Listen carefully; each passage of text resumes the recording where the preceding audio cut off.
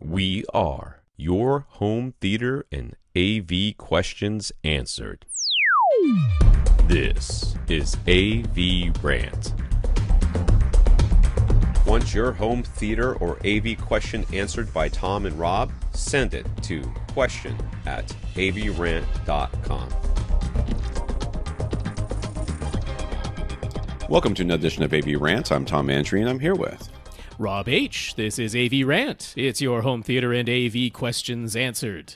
And I didn't think of any intro because I'm not bothered with the news. I'm not going to talk about the ridiculous tariff back and forth and the hurt feelings. Oh yeah, I saw there was like a ad or something that Canada put out. Yeah, I just saw that today. Yeah, which I think it happened over the weekend. It was Ontario, so it was one province, and they ran some ads using footage of Ronald Reagan saying tariffs don't work.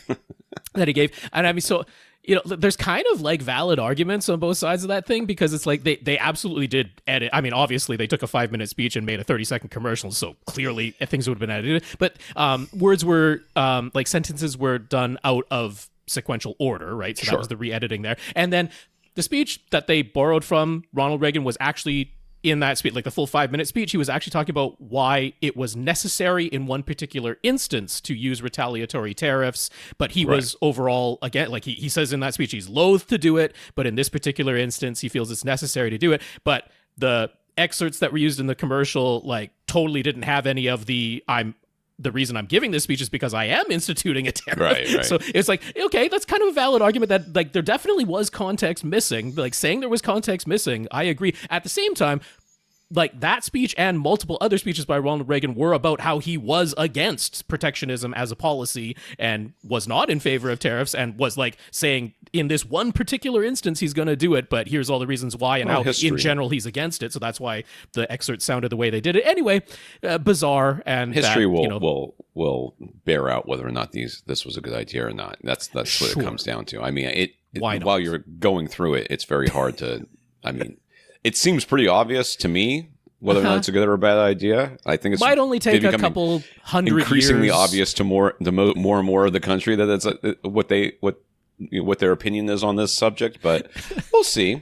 Well, we'll see. Maybe it was the most brilliant move ever. I didn't realize that a thing that's supposed to be like, according to the Constitution, only done through congressional oversight, that someone could just be like, I don't like that ad that one province of one country wrote, so I'm going to increase tariffs by 10% across the board unilaterally. Congress didn't approve that. Just, I don't know. Doesn't seem quite right to me, legally speaking, but there you go. Whatever. So in... The closets are in. Okay. And I know that doesn't, I mean, it's like, you do not understand the sense of relief in this house. That's that a big closets deal. Are in. So do we have updated photos or I didn't receive anything? I did take some, but I didn't send them to you. Okay. So it's really hard to see. It's a closet. Okay. It's really hard. It's really hard to see. Is it vastly different from the one you showed last week? Well, it's a different closet. It's bigger closet. And there's more stuff, but it looks kind of the same. And the ones that we got some idea, folks who are curious. The ones we got in my son's room are not as nice. I mean, they're they're more wire shelf, but with like a plastic liner on top to kind of keep things from falling through. Sure. In my son's room, and the room I'm in right now, the guest, I guess we call this a guest bedroom, has a much bigger closet than the master bedroom because psychopath built this house. And so it turns out that my wife and I were able, in the 2 rows of shelves that we got, or 2 rows of drawers that we got in our closet, we were able to put all of my stuff on one side and all of her stuff on the other in those drawers. So that means that we don't need any furniture except for like the bed and the nightstands. Okay. And nightstands are arguable. You don't actually need a dresser or a wardrobe added? No, we're going to get rid of all that stuff, which is going to make our bedroom look twice as big as it is right now because it's not that big of a bedroom to begin with. Okay. And our son, is going to get rid of his dresser. So we're going to have a lot of extra room in here. And then we've got almost the same amount of drawers in this closet as we have. It might be the exact same. They might be a little bit narrower, but there's the same number of drawers. And we're going to take everything from we have a dresser in here as well. It's like, I don't know, it's got a mirror on it. It's weird. and we're going to take everything out of there, which is just towels and stuff. But that stuff's all going in the hallway closet, which me and the guy from the bike shop who. Did I complain about this already? How I told him I'm not qualified to put these shelves in, and I don't want to do it, so I'm going to pay somebody else. And he was like, "No, you can do it, and I'll help you." Well, I was like, "Listen, you got me into this. We're finishing it this weekend, so let's get it done." So he came over on Sunday for a couple hours, and we knocked that out. Okay. And I mean, so right now that needs to be the brackets that not brackets, but the wood. I don't know what you call that. It's along the wall that you put the shelf on and then whatever. Anyways, all those have to be painted.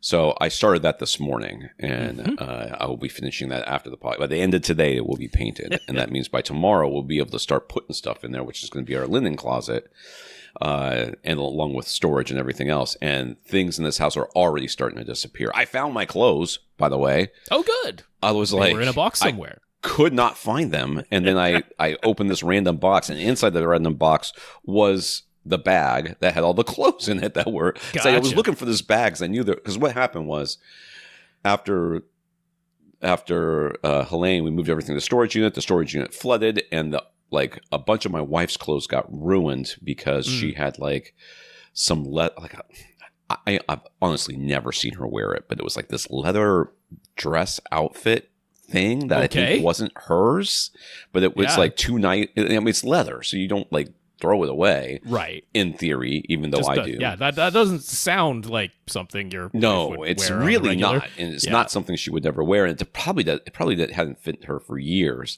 but it's green, right? It's green leather, and it just bled on everything when it got wet, and all of that stuff was ruined. So I threw all that out. Well, all my stuff got wet, so I took it to where my wife was that day, which was at her boss's house, working. And she just ran laundry all day and just re-cleaned all my clothes, put them in this bag. So I was looking for the bag because it was like a very distinctive bag. It was a big blue kind of duffel bag looking thing. I was like, I can't believe I can't find this bag. It was inside this weird box, and I don't know how it got there. So now I'm wearing a shirt that I haven't worn in 14 months. There you go. Welcome back. It's all beat up. It was beat up before it went in the box. It's still beat up.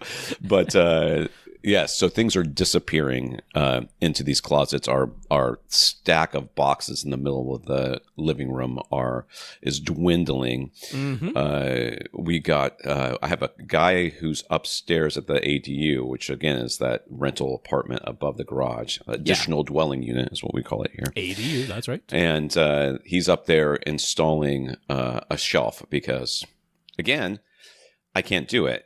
I don't know why I can't do it. I feel my wife and I, she's like, we can do this. We can do this. We'll just go. We'll just go.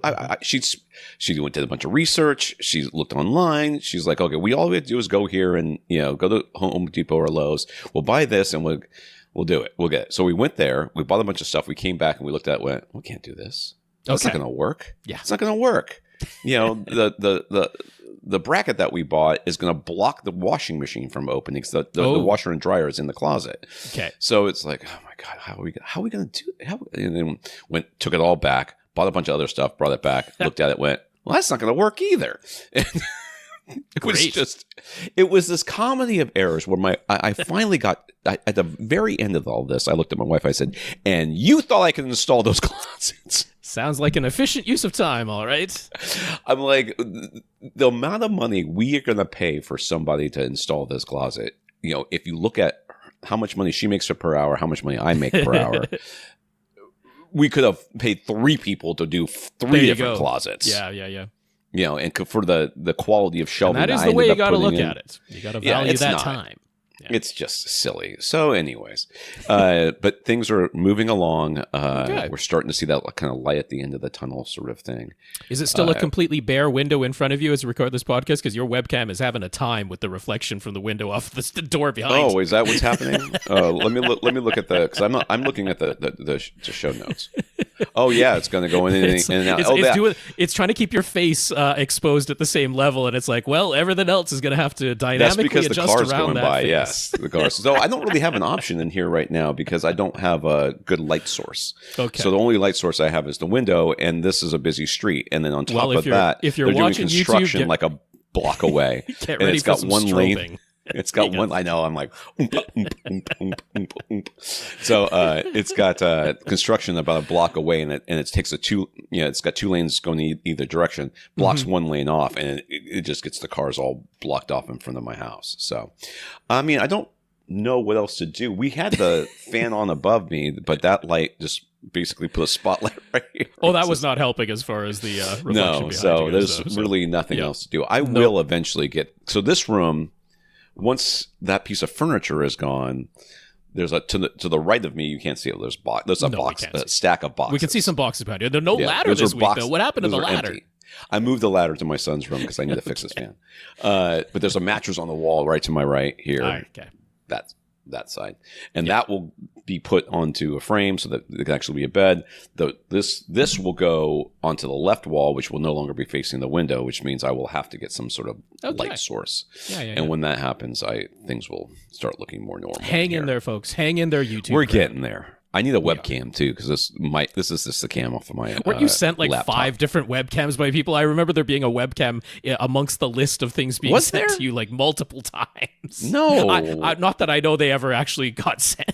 I don't remember seeing it. So I haven't opened every single like some of the boxes they're labeled right, and like it's like the boxes have just been kind of shoved to the side, waiting for my room to get set up. Well, then definitely before you go buying a webcam, have a look in those boxes because I definitely recall some of those emails people mentioning that they might or might not include a webcam amongst the things that were sent to you. So we'll see about that. We will see. I will tell you, my wife has become an expert at spackling and painting. It is crazy how good she is. Not bad. I was like, so last week, did I talk about that? Did I talk about that last week at all? Yeah, you definitely mentioned one repair that she did a very good job on. You said you couldn't even tell where the thing had been removed from the wall. She's just like. So we finished up the closet, putting stuff in, and I was exhausted. She was exhausted. I'm like, okay. So she's like, I'm going to go lie down for a few minutes. I'm like, I'm going to do the same. I went and took a nap. By the time I got up, she had everything spackled. Awesome. She was just like, I'm like, what? She's like, yeah, I just had to spackle everything before. I was like, are you okay? Once you get good at something, you want to keep doing it. That's how it goes. And it is good. It's off her mind now. You can relax. Yeah. So what's going on with you? I can't say there's been a ton of updates. I'm still not completely over this stupid cold. What is the deal? A little bit. I mean, plague did you get? I haven't felt sick in 2 weeks. It's just that I've still got congestion that just will not go away. So, gotta love these modern day bugs. They are hearty and they hang around. But that aside, not too much else. We've got a follow up appointment for my aunt tomorrow at her doctor's. Doing a few things for other aunts today, but that's about it. So, pretty easy update on my end. Oh, that's exciting. Yeah. All right. Well, I didn't watch anything. Okay. We didn't start the next season of Nobody Wants This, which came out on the 23rd, and it's now the 28th. So I don't know what our excuse is. Our excuse is that I found the European Gymnastics Championship from this year on YouTube. And we were watching, and they had like two events at a time in each one of their videos. So they weren't super long videos. But then there was one super long video, and it's mixed teams. Okay. Which they had never done before. It's the first year they've ever done it. It was one male and one female. Yeah. You get 3 events total. Okay. And there's 16 teams. So after each person in the team does their first event, they combine their scores, and that's their combined score for that round. Are these events in tandem, or they're one at a time, one individual? Well, I don't know exactly. I mean, it looks like they're one at a time because they're showing them to you sequentially, or some sort of I just they're mean showing you each one. It's not like they're on 2 trampolines side by side and no, they're different events. So sometimes you could do, and you get to pick events in which order you want to do them in. Mm-hmm. So you need to get a high enough score in the first round so that you're in the top 8. Okay. And if you're in the top 8, then you go to the second round, and if you're not, then you're out. So you want to do it. You have to choose out of the 3 events. staged eliminations. Yes, basically. And you have to choose which ones you're going to do because you want to make sure that you get to the next round, but you don't want to. If you get to the final round, you might want to save your best for the end type of thing. Yeah, there's a little bit of strategy involved. So after the first round, there's only 8, and after the second round, you're in the top 4. Mm-hmm. And the top 4, I don't like the way they did this, but in the top 4, the 2 top qualifiers from the second round competed for gold, and the 2 bottom ones competed for bronze, which I did not like because the team that won bronze scored higher than anybody else. And I'm like, you should have gotten gold because you got the highest score out of everybody. You saved your best stuff for the end, and you still made it to the end. And that's part of the strategy. That is, but it was the first time they've ever done this. So they said they're still like going to tweak but we loved it.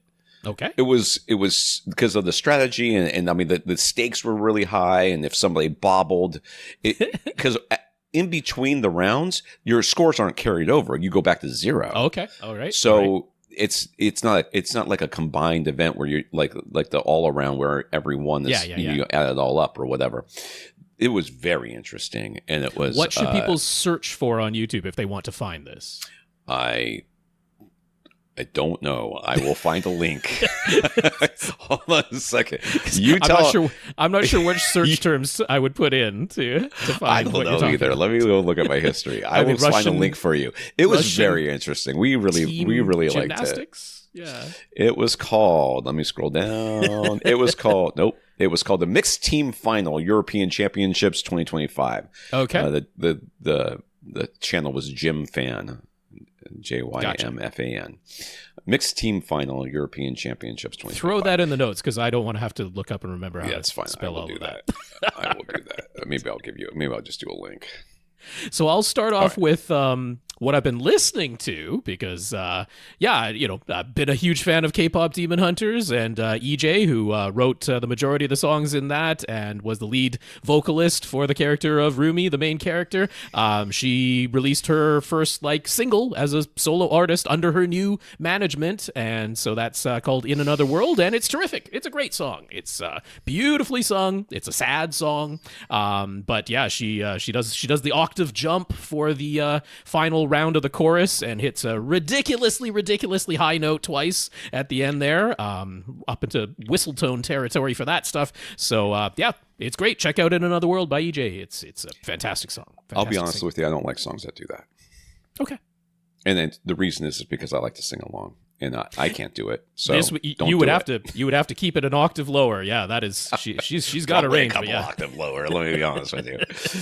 I always get annoyed when I'm like I have to switch into head voice, or I have to take it down an octave or two, just because you're like I get towards the top of my vocal range, and then I have to bump it back down, and it sounds weird in my head. I don't like it. Just don't do the octave jump at the end there. That's definitely the only way most normal mortals will be able to sing along with that song. But it's great, so check that out.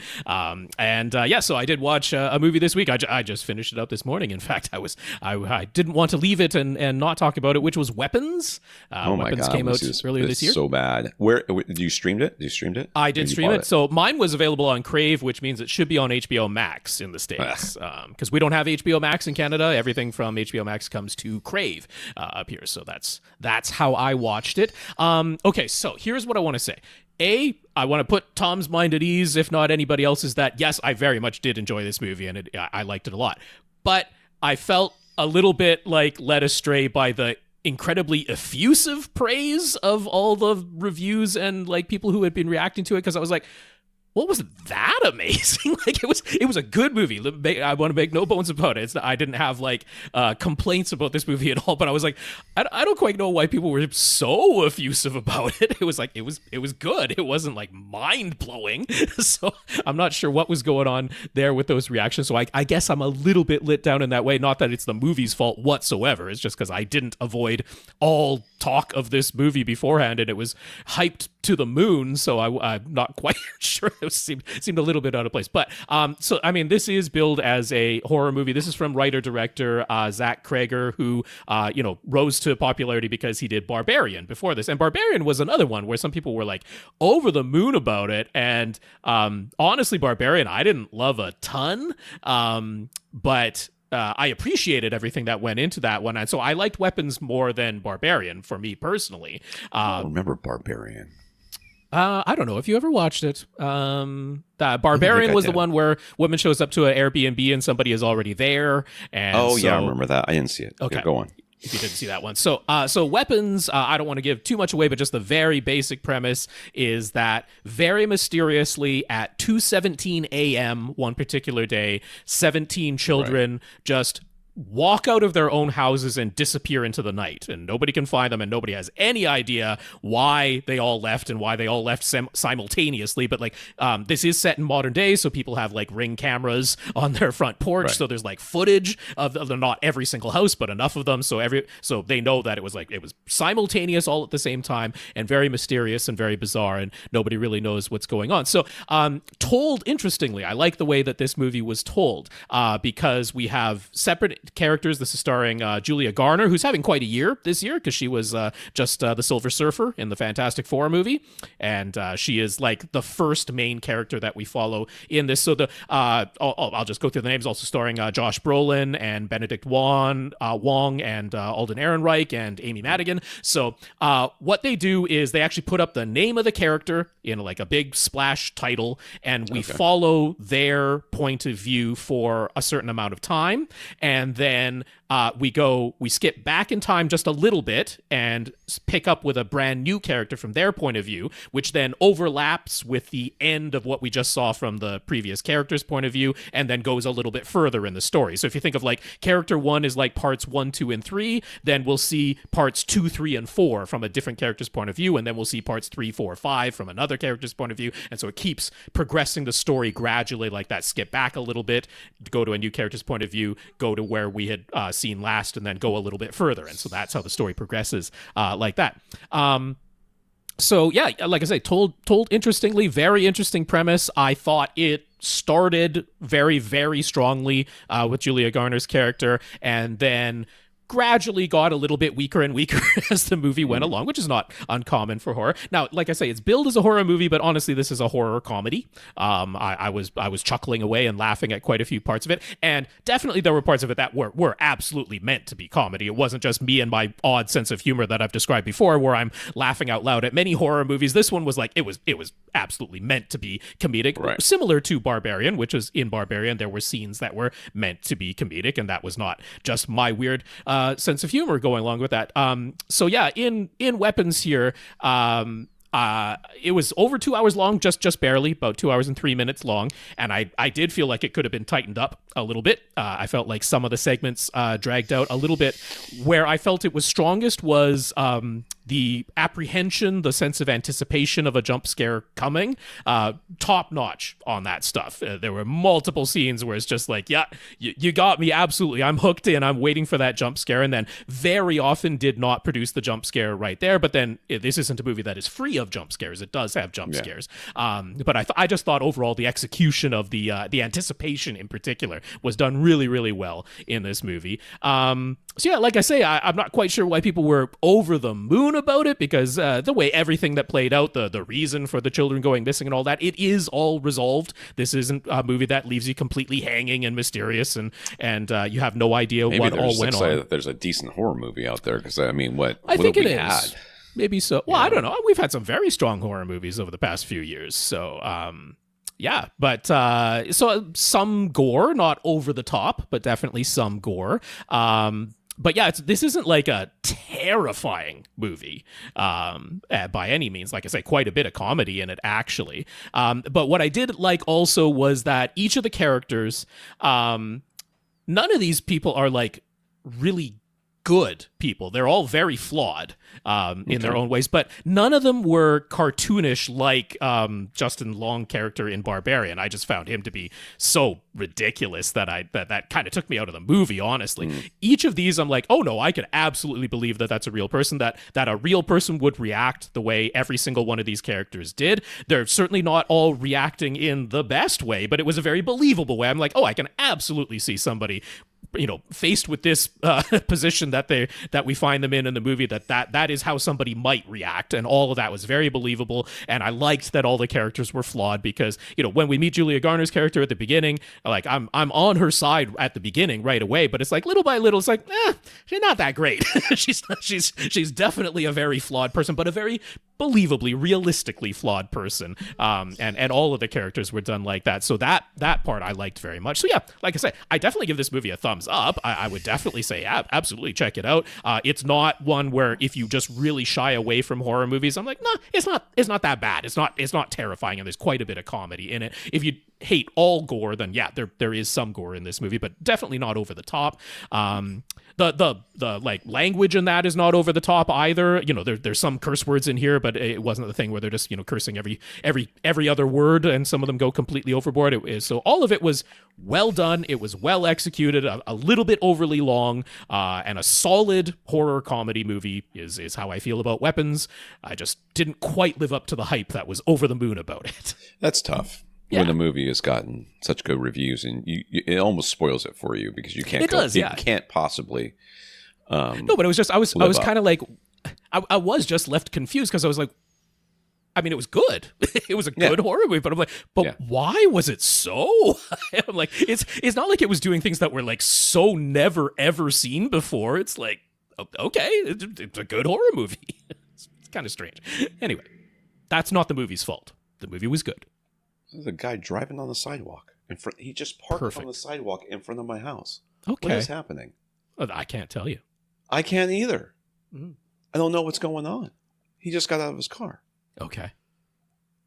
Car's on the sidewalk as we speak? Yeah.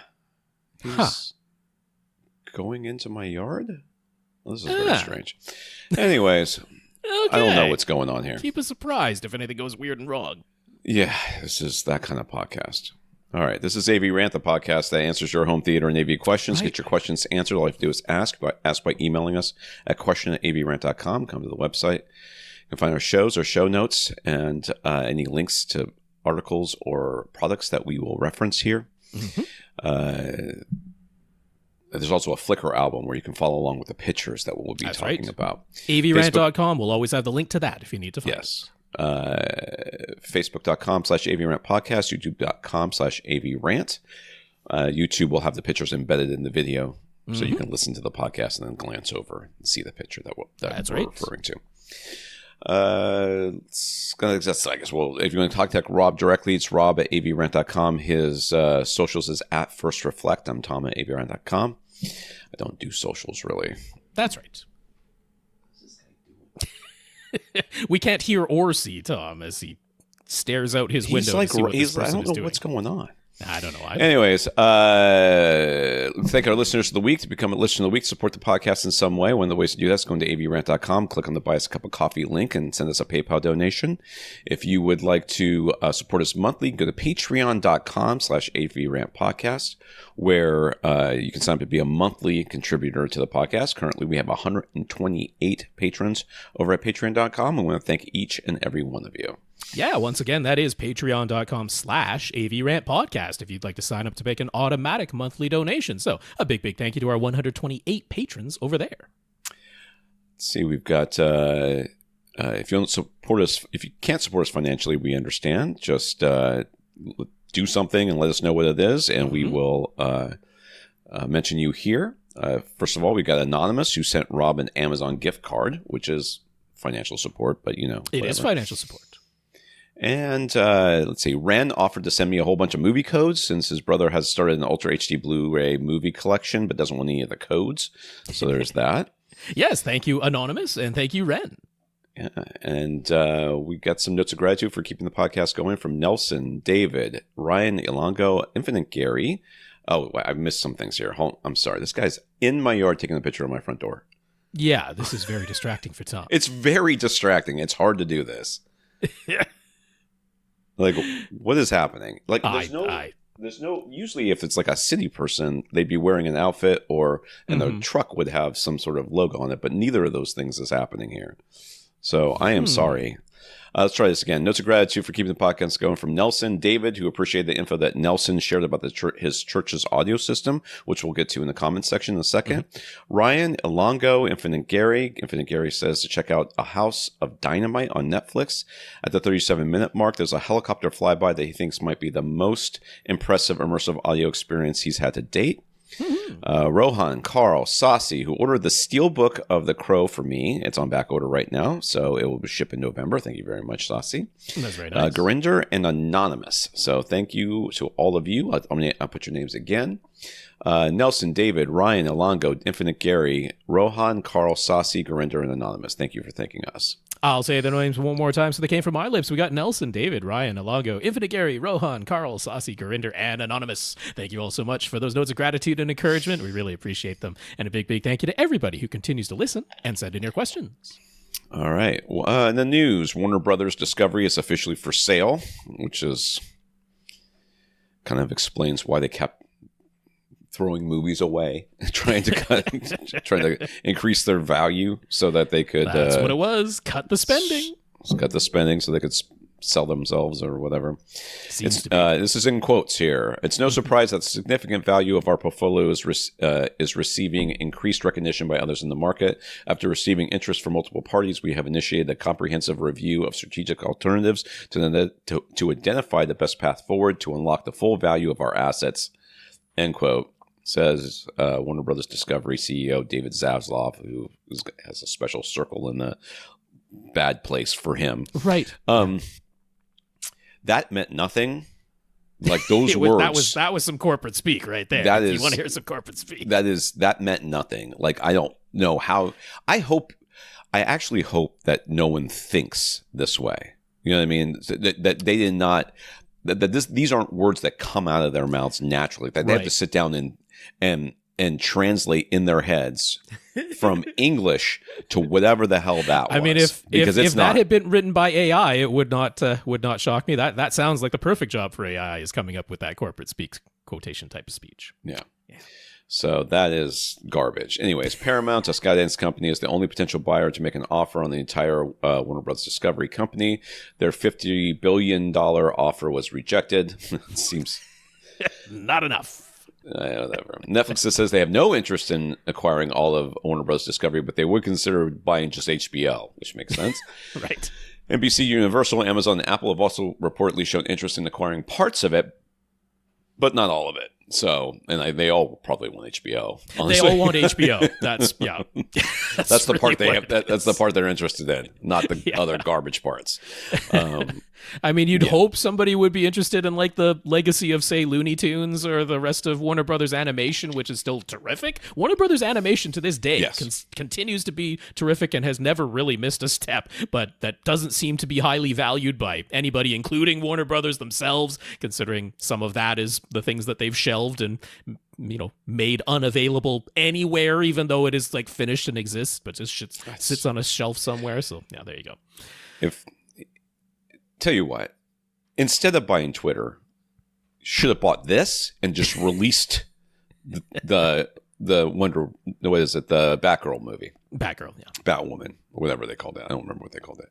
Anyways, I think it was. I think it was officially Batgirl. That one. Yeah. I can't remember at this point because it never came out. But yeah, no, I mean, like, I wouldn't necessarily mind that much if Apple bought it because, like, if you just look at the content that Apple has made themselves. Yeah. It's very like, HBO-ish. It's very HBO-like. But then I don't really want Apple to just have HBO and have all the rest of Warner Brothers just languish out there or go somewhere else and just be like all divvied up for parts. So like, I know there are people who have strong feelings against Apple owning Warner Brothers Discovery, but I'm just kind of like, you feel like I'm just out looking of those, those people, they seem like maybe the least likely to completely destroy every part of it. It's such a shame. It really is. I mean, Warner Brothers was, until Disney acquired Fox, Warner Brothers was the largest Hollywood movie studio. It's bizarre for it to have wound up where it is. Although, you look at the series of failed ownerships that have led to this part, and this is where we are. It's such a shame too, because It really is a shame. All the DC stuff that all of us wanted to I know that there's people out there that derive joy from watching other people and other things fail, and they can only have pleasure if they watch you in pain. But that's right. Yeah. Most comic book fans would be thrilled if we had great DC movies and great Marvel movies. Like none of us really want there to be only good Marvel movies or only good DC movies. But here we are. Yeah, I mean, we really don't know what this means for the future of the DCU under James Gunn. I'm assuming with those contracts in place that when there is new ownership of Warner Brothers and DC, that things will continue, but who knows for sure. Yeah. Paramount, a Skydance company, which is the official name of the whole thing now. They just announced their first round of 1,000 layoffs. So, the whole thing of, hey, don't worry, we're not gonna pilfer Paramount and tear it apart as soon as we own it. Sure. The reason to trust those types of statements, because 1,000 people just lost their jobs over there at Paramount from before. So, and they were already shedding jobs well before that buyout or merger or however it's corporately structured all took place. So yes, the idea that Warner Brothers Discovery is going to get absorbed into some other gigantic company, probably not a great sign for all of the people currently employed by Warner Brothers Discovery. All of this seems terrible. Interestingly, though, one name that does not appear on this list of interested parties is Disney. I don't know if they just figure they won't be allowed to absorb yet another enormous studio like that. But hey, if ever there were an administration and a time where nobody is going to, exert regulatory approval over gigantic monopolistic mergers, you'd think now would be the time for Disney to do it. They just give a donation for the ballroom. Could you imagine the DC Marvel crossover, though? I mean, this is what some people have imagined and said. That's right. Finally answer the question, Superman or Hulk. It's Superman, by the way. It will always be Superman. It will always be Superman. When someone can go out into outer space and blow out a star with their lungs, that's you're not beating that. It's very silly. All those arguments just crack me up. I'm just what is wrong with you people? Superboy Prime is stronger than Superman because Superboy Prime can punch the very walls of reality and rearrange not just our universe, but all universes simultaneously. So, when you can do that with a punch, you're pretty strong. Whatever. In the comments here from our listeners, Nelson heard us talk about David's church in Japan. Nelson is familiar with the Behringer Xenix. I'd go with Xenix, spelled with an X at the beginning, but I'd say Xenix for that. Xenix mixing board they're currently using, and he noted that the church's speakers in the 2 extra rooms where it's too quiet appear to be plugged into the headphone output. Well, that would explain a couple of things. It could. Listen, we know a lot about a lot of things in home theater. First of all, this is not home theater. Let's just start with that. Sure, yeah. Second of all, we are perfectly content to have somebody correct us and to give some more accurate information. So thank you, Nelson. Yeah. Given how little power the speakers need, the speakers were marked as 8 ohm, 3 watts. Simply turning up the phone's / control room dial in the lower right corner of the mixing board might be sufficient to get loud enough output. David never said that the main room of the church is currently too quiet, and that appears to be plugged into the main mix output, which is controlled by the volume slider near the lower right corner of the board. This is so amazing that he just it's giving you cardinal directions that's right. The right ones, because that's really what you need. So perhaps the mixing board alone really can drive this church's speakers without needing to spend anything extra. But if not, as we noted, the transformer blocks that feed the speakers appear to be designed for 70 or 100 volt systems.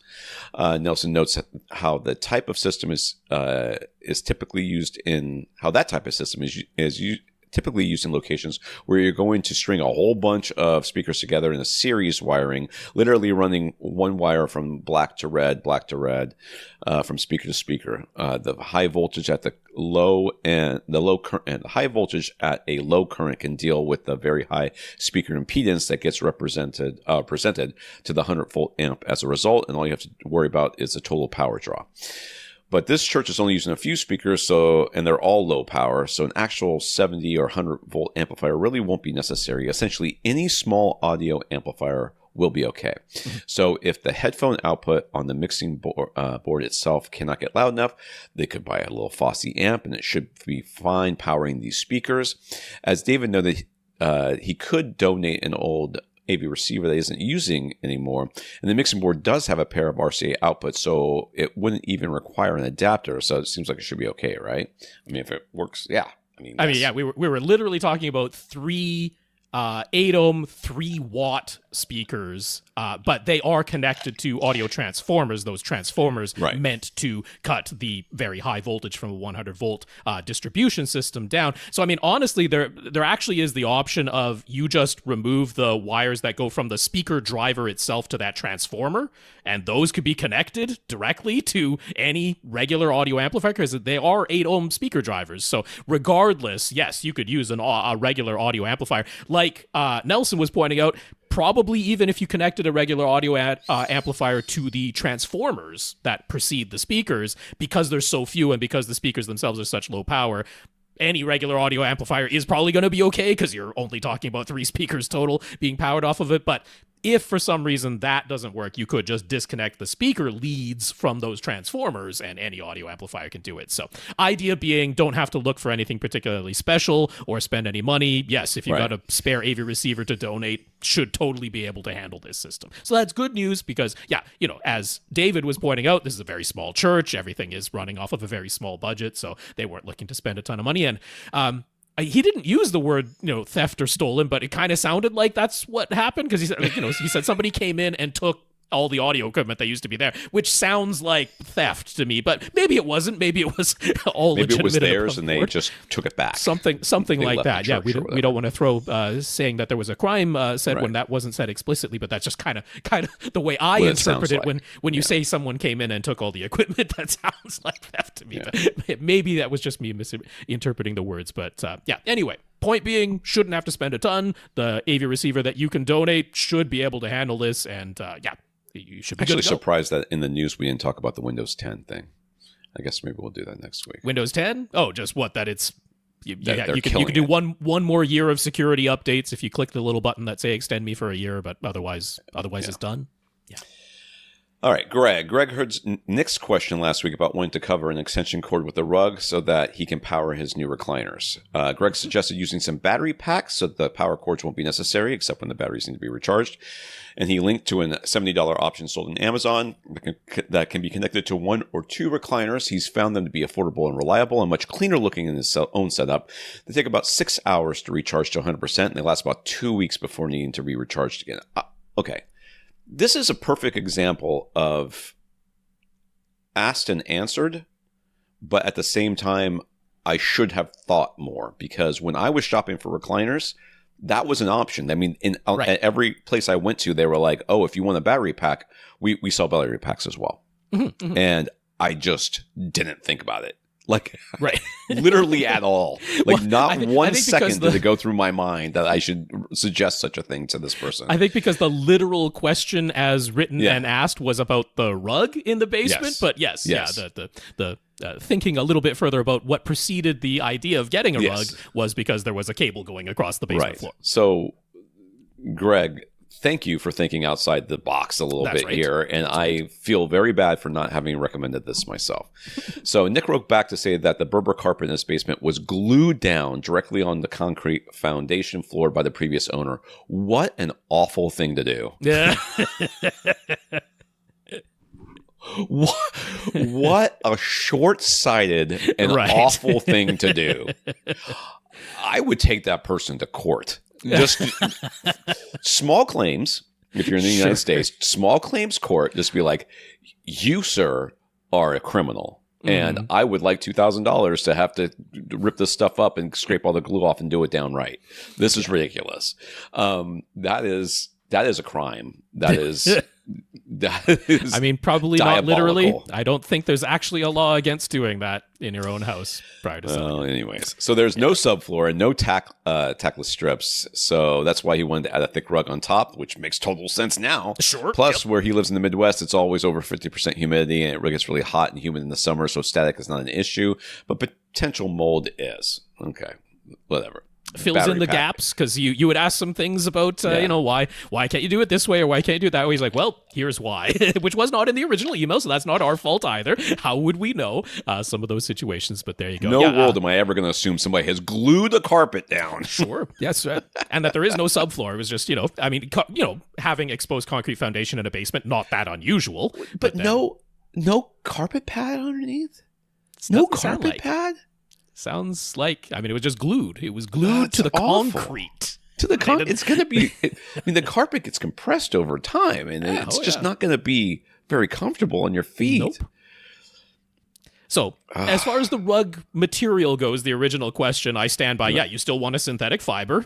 Sure. Probably one of the plastics, because nylon carpets are horrible. Even at 50% humidity, I wouldn't be surprised if you build up electrostatic shocks on a nylon carpet. That's not the one I would go for. But, probably like polyester, because that feels the closest to a natural fiber. And if static is not going to be much of a concern in the humidity environment where you live, then a nice polyester rug is probably the way I would go. Yeah. All right. Let's get some questions here. Infinite Gary. We mentioned last week how we figured Samsung will eventually shut down some of their, I guess last week or the week before. 2 weeks ago at this point, I guess, yeah. Yeah. Shut down some of their recently acquired Sound United brands at some point in the future. And as we covered, all the Sound United brands are being positioned as a standalone strategic business unit within Harman, which is itself a wholly owned subsidiary of Samsung. Yes. So do we expect that any such closing of brands will be a purely profit-based decision?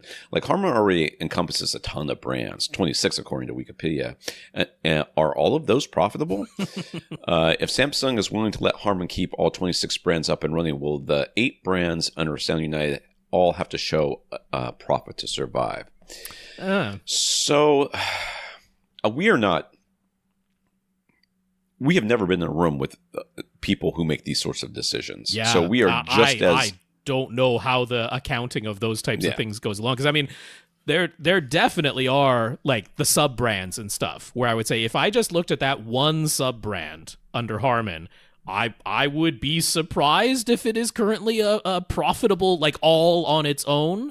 But because things are interwoven, right? And sometimes staff is shared across, certainly things like manufacturing lines are shared across things, that it's one of those, like, we don't know all the details in the ins and outs, right? If you just said literally products under that particular sub-brand purchased, the revenue from that alone, does that, create a profit for that single sub-brand? Many of them I would venture, I don't see how that could be true, but we don't know all of the, behind the scenes stuff that isn't, widely publicly available. So you also have to consider like strategic placement as well. What you don't, maybe they're not necessarily making a profit, but what they are doing is taking enough market share away from another company so that they're not becoming too big. And there's the whole, just holding on to trademarks and patents and things like that. Like sometimes because they acquired a brand that existed well before any of these, but they acquired it and we've only ever thought of it as being a Harman brand, but it actually, began as a separate brand and they had, a handful of patents on things. And unless they keep that brand going, then they'd lose the rights to those patents. Or, there's all those types of things that we just have no idea. Plus, Harman and Sound United and, of course, Samsung, these are global brands, and we, tend to only see what's going on in North America from our point of view. So then you consider, hey, we don't know what some of these brands are doing, elsewhere in other countries. That's right. Yeah. They could have 90% market share in, someplace else, and here that we barely buy them.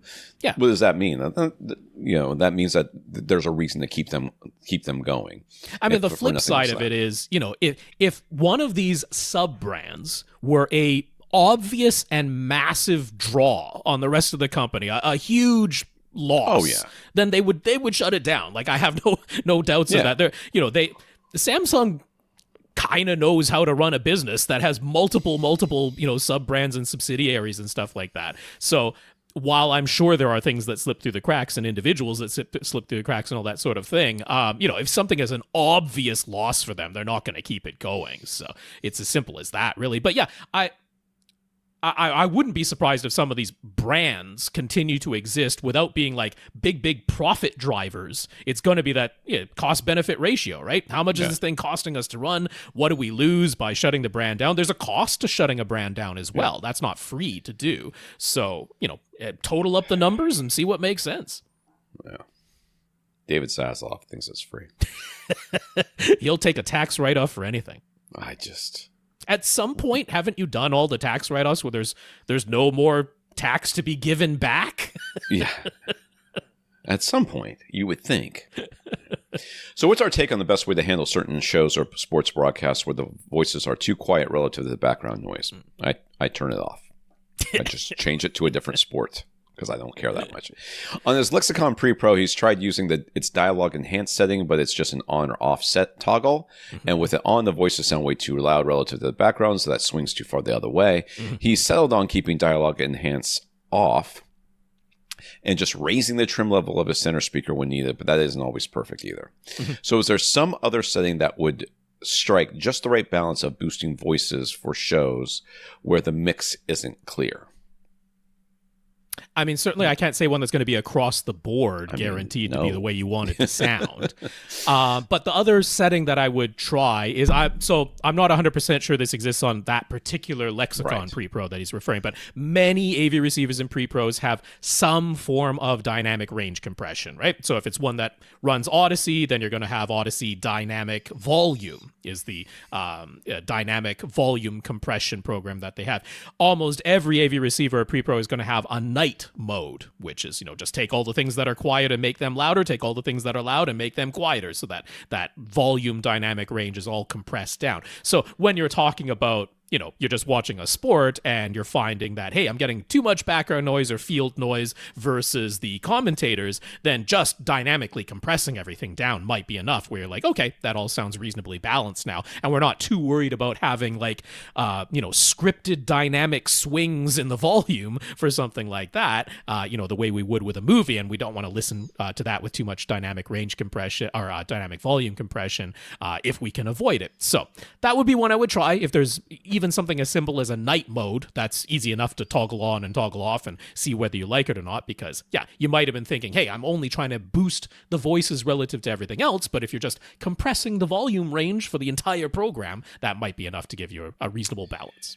Yeah, the other thing you can do is if you're using any sort of up mixing, you can try a different up mixer or turn the up mixing off, or force it into stereo or all channels. Just try different DSP modes and see if that helps. Now, it won't be, like Rob said, universal. Yeah. But with a particular program, it could potentially help. Or you could just watch something else. Yeah, I mean, as far as, what I would do myself, I definitely reach for the dynamic volume compression of whatever form that I have it. Most of mine are running Odyssey, so I will, turn dynamic volume on, and that has multiple different settings as well. It has low, medium, and high settings in addition to off, so sometimes you can choose a different setting depending on the exact program. But if that doesn't work, my thing is usually to raise the center speaker trim level on Denon and Rant AV receivers, which is everything I have except for one these days. They actually have one under the options setting, which doesn't change the actual trim level, like in the speaker settings. It's a temporary one that goes away as soon as you cycle the power on that AV receiver. It's under the options button where you can just boost up the subwoofer or the center or the surrounds, and that is a temporary setting that doesn't change your calibrated trim level. That remains the same. This is a separate center channel boost, which can be a nice thing to use there. So that can be convenient and easy to use. So something went wrong with his Panasonic UB9000 Ultra HD Blu-ray player. It was working fine, but then he decided to unplug it and take it into a different room. There was no video signal when he tried it in the new room. So he took it back to where it was before, and now there was no video signal in there either. So he tried a different HDMI cable with no luck. He tried the second HDMI output, which did produce a signal, but it's an audio-only HDMI port, so there was no sound. There was sound, but no picture. Yeah. So did he somehow break the main HDMI output? I mean, yes. I think so. I mean, that's what it sounds like. Yeah. He was very careful when unplugging the HDMI cable. He tried doing a factory reset on it. And on Rob's advice via email, he also tried hot plugging the UB9000 with the TV and the player both powered on before plugging the HDMI cable between them. He doesn't have any interest in sending it out and waiting for a repair. He'll just get an UB820 to replace it if it's toast. But is there any other troubleshooting he can do before spending that money? So the thing about HDMI ports is that HDMI hates you. And it's just, it's like impossible for them to make something that isn't awkward or designed to break in some way. And the weight many times of the HDMI cables themselves, because you're probably like, oh, I want to get a good HDMI cable. And they are, because they're carrying more and more data, the cables, some of them are getting thicker and heavier, and the whole thing is just weighing more heavily upon the HDMI port. Could they have made a locking HDMI cable that locks into the chassis, somehow, instead of putting all the weight on the friction fit of the port? They could have, and they still could. It's a little late now. They're not gonna, but they could have. So we are stuck with this. And yes, I would venture to say that you probably did carefully unplug it. And you probably did carefully plug it back in every single time. And you've been very ginger with it. But that does not stop the fact that over time there has been, pressure, weight, friction, something being put onto that HDMI port. And it didn't, just moving it, just unplugging it that one time was enough to crack the solder or, dislodge a pin, and now it doesn't work anymore. This is a little bit strange, because we know Gary has some, he still has a plasma TV or two, which are obviously going to be 1080p at the most and not HDR and all that. So I don't know exactly which TV he moved from and to, but if you took an Ultra HD Blu-ray player that was plugged into a 4K HDR display, and then you just unplugged it, and then you plugged it into a 1080p SDR only display, having the picture not show up when you did that is not necessarily one where I'm going to be like, oh, the player broke. I'm like, no, that could be a setting thing where it's, still has the handshake data from the previous display. And so obviously the lower resolution and non-HDR display is not going to be able to understand that signal. So that one would, but when you put it right back to the display that it was working on previously and it still doesn't show anything, I'm like, oh, okay, what the heck happened there? And then, you do a full factory reset, because again, HDMI handshake data can be weird sometimes, but that's why hot plugging usually works, taking it to the TV that it used to be plugged into, that always worked in the past, and doing a fresh hot plug there. For that not to work, I'm like, okay, so something busted on the HDMI output port, it seems like. It's not that the player is completely broken, because the disc still spins, it still plays, and the audio still comes out of the audio-only jack. But sounds like, exactly like Tom said, some little connector inside on that HDMI port must have become desoldered or something. So this, to me, seems like one that absolutely should be repairable, as simple as replacing the HDMI output jack on that thing. But if you totally don't want to wait for that repair, then sure, a UB820 will get the job done, no question about it. But should cost more than a repair of this. This should be repairable. Dev has a living room setup. He has oriented things so that the right wall is a sliding glass door and windows, and the left wall has a brick fireplace and an opening to the rest of the house. And the back of the living room is completely open to the kitchen. The ceiling is 8 feet high, and realistically, the only place for him to put acoustic panels is on the front wall behind his TV. So he managed to cover about 30% of that front wall with 3.5-inch thick DIY panels, and directly behind his front left and right speakers are a couple of 2-inch thick panels. Other than that, there's just the couches themselves and a shag rug on the floor to provide some absorption. He is seated his seated height is right around 4 feet. His front left and right speakers are a pair of Ascend CBM 170 speakers. We should talk about Ascend more. That's right. He put his pair of DefTech towers towards the rear of his setup to act as surrounds. The DefTechs have self-powered 8-inch subwoofers built in. It's really optimistic to call them subwoofers. And then he also has a HSU VTF3 Mark V at the front of the living room. He took the subwoofer pre-out of his Denon AVR 3802 and fed that into a mini DSP, and just focusing just on his 3-seater couch that directly faces the TV. There's also a couch in the front of the sliding glass door on the right, but he didn't worry about the frequency response there. He managed to use the mini DSP plus his HSU and the 8-inch self-powered subs in his 2 DefTechs to get a remarkably good bass response. But listening to some full-range frequency sweeps, you could definitely hear a dip in the frequency response, and measuring with his Room EQ Wizard, the audible dip clearly shows up on the graph, and it's not the Frankenstein subwoofer setup to blame, apparently, because that dip is higher up, between 150 and 400 hertz. Okay. Here, there's a graph on the screen if you're watching the YouTube. There is a visible dip in the 150 to 400 hertz range, and another sort of little dip even up higher than that, around 600 hertz, at least in one of the speakers, because this is left versus right as far as I can tell that we're seeing. We're not seeing multiple different seating locations, but regardless, there's definitely bass response going right down to below 20 hertz, so that HSU is doing its job. So he tried moving his front left and right speakers closer and farther away from the front wall, hoping it was boundary interference that he might be able to improve, but moving the front left and right speakers in that way didn't seem to make any difference. He also plotted the waterfall graphs and had RoomEQ Wizard calculate the RT60 times. This is for his front left and right channels from his primary seat with the 3 subwoofer combo incorporated to produce a full range result. So, yeah, that is graphs. Yep. And we're seeing RT60 times that in a pretty similar range. There's a hump in the RT60 times. It's actually starting a little bit lower than what we're seeing in the frequency response graph, but there is a visible RT60 hump that's in there, and then quite a bit lower down below the crossover region, which, as we would expect, RT60 times to start to climb in the base.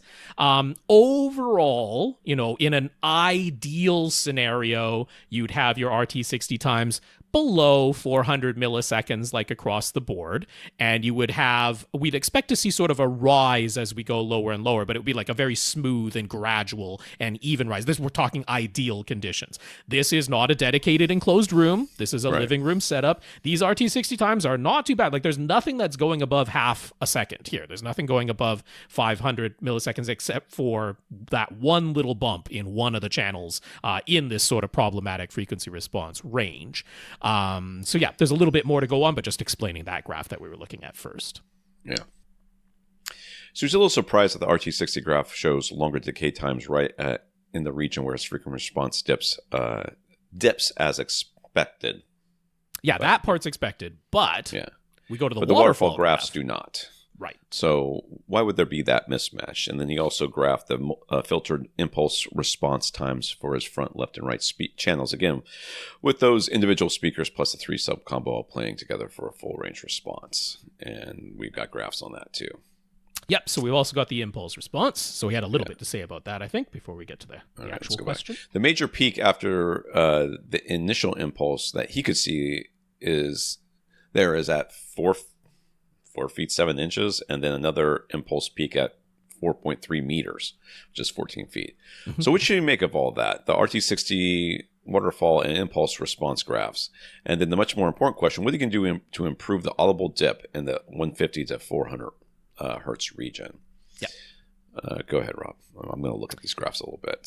So let's start with the, this RT60 that we're getting here, which lines up in terms of wavelength for the frequencies with the impulse response graph, where we're getting something at the 4 foot 7 inch mark, and then the frequencies where we're getting this hump in the frequency response, sort of between 150 and 400 hertz. Those things all line up.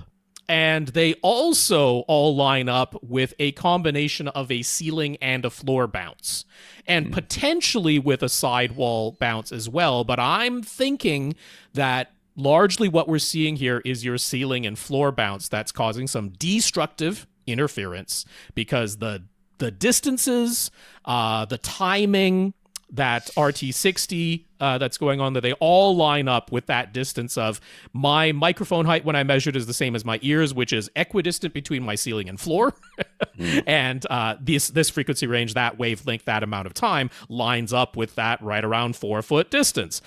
So that kind of all makes sense that what we're looking at is a floor and ceiling bounce here. Now, the confusing part is, why wouldn't the waterfall graph also show that? And the reason that could happen is those RT60s, they are like gated and looking at what is the actual decay time of an individual impulse ping from any one of these speakers. In this case, just your left and right speakers that you're measuring at your primary seat, I'm assuming. And so it's saying, okay, I'm getting a strong reflection which, like I say, lines up distance-wise with your floor and ceiling.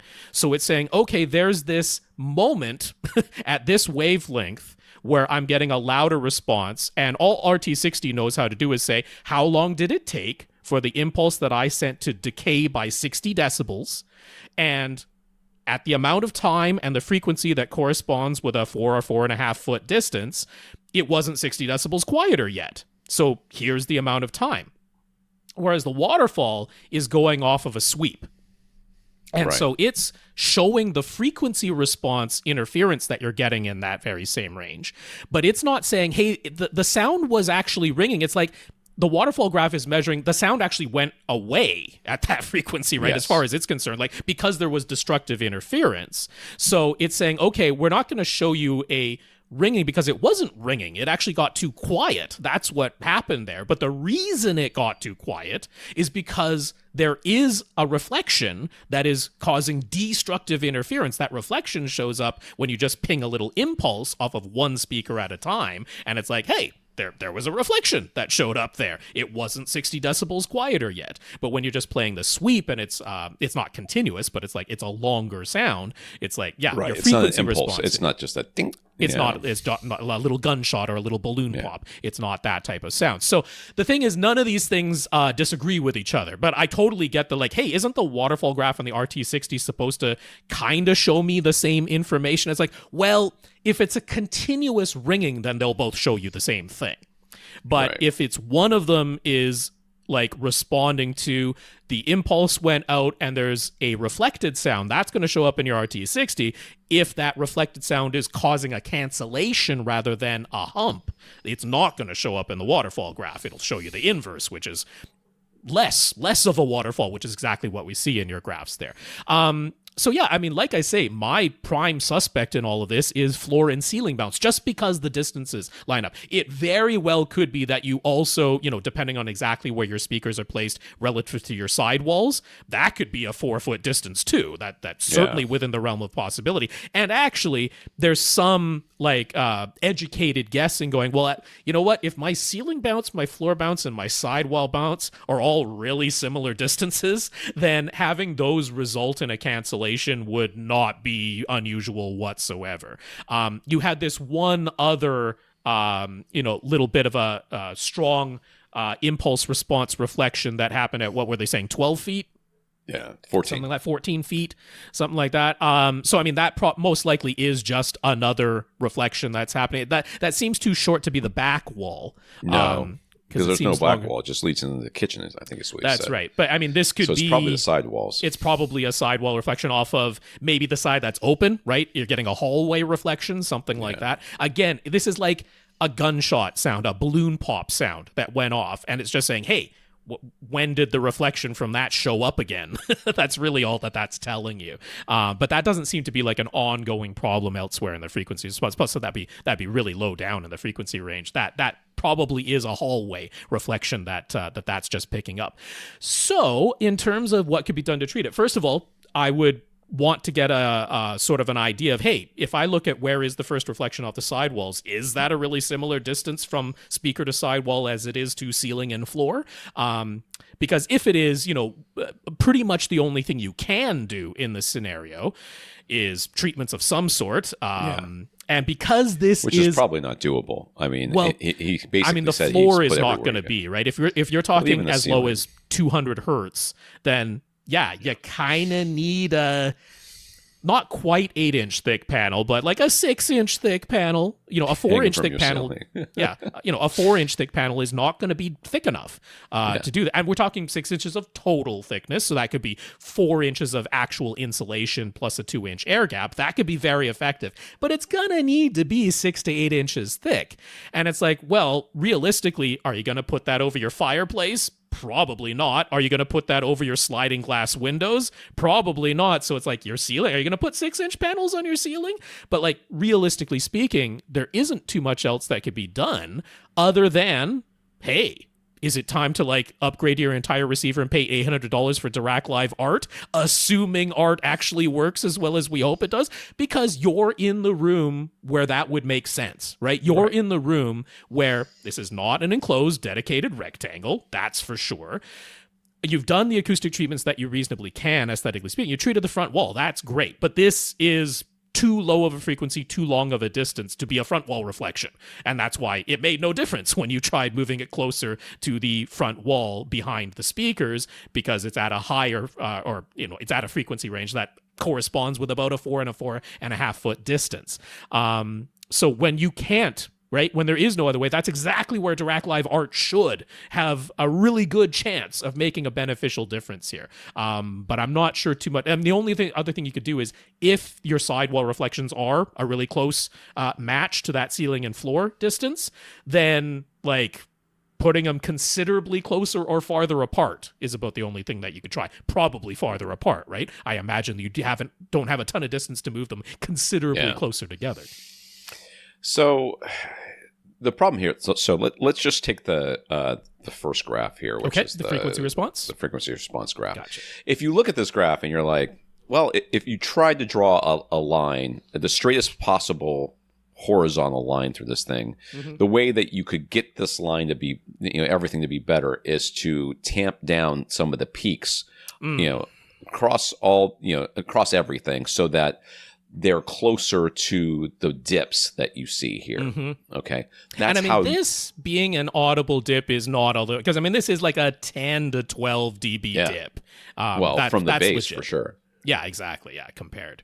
Now, compared to the bass. Now, the bass is louder than almost everything else in here, But this is a very, quite like, there must be some EQ in this system, and it is targeting a very reasonable, gradual rise towards the bass, exactly like Harman would recommend, so I have no problems with the overall, like, line of best fit. Looks good to me in this frequency response, but you saying, hey, I play a sweep, I can genuinely hear that dip that's happening. It's like, yeah, that is at a very audible frequency. Right. It's the very bottom of the mid-range and the top of the bass, but that is a very audible range, and it's enough of a dip that I don't doubt you whatsoever. This is why I'm going to say, oh no, you're imagining that. It's like, nah, you heard that. That's reasonable.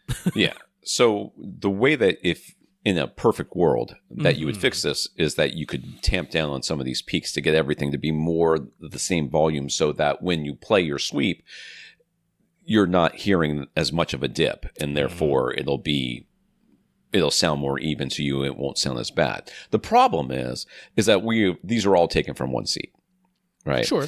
And if you were to do that in this room, you almost certainly, from seat to seat, things would be different.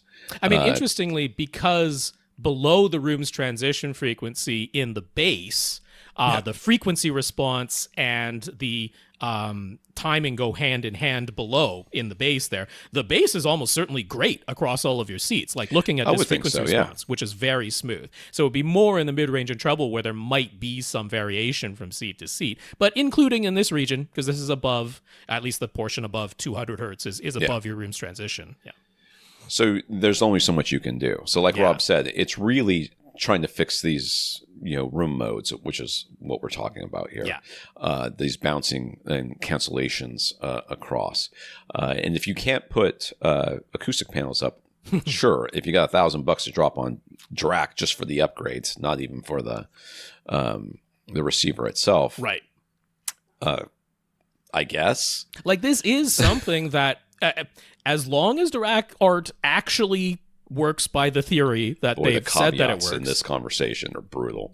But theoretically speaking, it should be able to do something like this, because this is a region where definitely the rest of your speakers can be playing in this frequency range. Even if they aren't bass capable, they can be playing in this frequency range. Yeah, for sure. And they can be sending out a counter wave that is properly timed to fill in this dip at your seat. Like that, there is no reason why the theory of Dirac Art should not be able to help you in this situation when you can't passively treat. The issue is, like I say, this has to be EQ'd. Just looking at this has to be EQ'd to hit that target and that general line that we're looking at, but the EQ is not able to fill in the dip because it is cancellation. It is sound wave cancellation that's causing that. All of the other graphs that you showed, the evidence is there that, you're getting, 4 to 4.5 feet canceling sound waves reflecting off of something that's 4 to 4.5 feet away, which sounds like your floor and your ceiling to me, and maybe the sidewalls as well. Yeah. Mohsen has been making disk backups. So far, he's put his favorite Ultra HD Blu-ray backups onto a 4 terabyte solid-state drive. He's getting pretty close to capacity. He was thinking he would just get a second solid-state drive, but the second drive will get used a lot more for writing and erasing. He downloads various video files daily, and those get rotated through. So is this two SSD idea the best approach, or would he be better off getting a much larger capacity spinning hard drive, or maybe he should just invest in setting up a NAS? So I kind of feel like we've gotten away from NASs as being the solution for these things. I mean, just I know we need the single drives you can buy now are so big. Like, you can easily get a 24 terabyte USB hard drive, which is so much less expensive and so much less hassle to set up. And it's like, my original NASs that I set up, they were 12 terabytes. And it's like you could just dwarf that easily with a single drive now. But the problem is if that drive fails, right? Yes. Where are you? Yeah. So. But also this is he is kind of moving it around. He's writing and reading from it daily. If you're talking video, like even if they're 4K video files, there's no spinning hard drive these days that can't handle that. Right. We're not talking about streaming, game data off of this thing. So yeah, it's just the time to read to write it basically. Sure. As you're But then it's his concern of the SSD. They're not as durable when it comes to read-write cycles, right? They're great at you write to them once, and then they're super fast to let you read it. But when you're writing over them and over, although I think that concern is largely overblown, because usually when that thing is quoted, it's like, in a data center, Yes. we're writing oodles of data over and over every single day, just continuously, 24 hours, never a break, never gets to cool down other than the active cooling that's applied. It's like, I think you'd be fine either way, to be completely honest. I highly doubt that even with daily reading and writing that you're filling up the entire SSD every day and therefore overwriting everything that was on that drive previously every single day. And even if you were, that's once a day. It's not a 24-hour continuous thing that you're doing. Right. So just given that, any spinning hard drive is going to be slower to write to. I think in this situation, because when you're saying you're cycling this data, so what do you need the gigantic capacity for, right? Either you're going to get the gigantic capacity to replace the SSD that you put all the Ultra HD Blu-ray backups on, and that's just going to sit there, which is a perfectly reasonable thing to do, right? If you're that's like, hey, I'm going to continue growing that collection, so I'll get the big spinning hard drive to just, instead of a NAS, it's just going to be a big spinning hard drive that sits there, and then I'll take the 4 terabyte SSD I already have and use that as my daily thing, like you were doing before anyway. That's one solution. Or I'd get another SSD. But I wouldn't buy the spinning hard drive to be my daily shuttle things back and forth, because I'm not that concerned about the SSD read-write cycles. Yeah.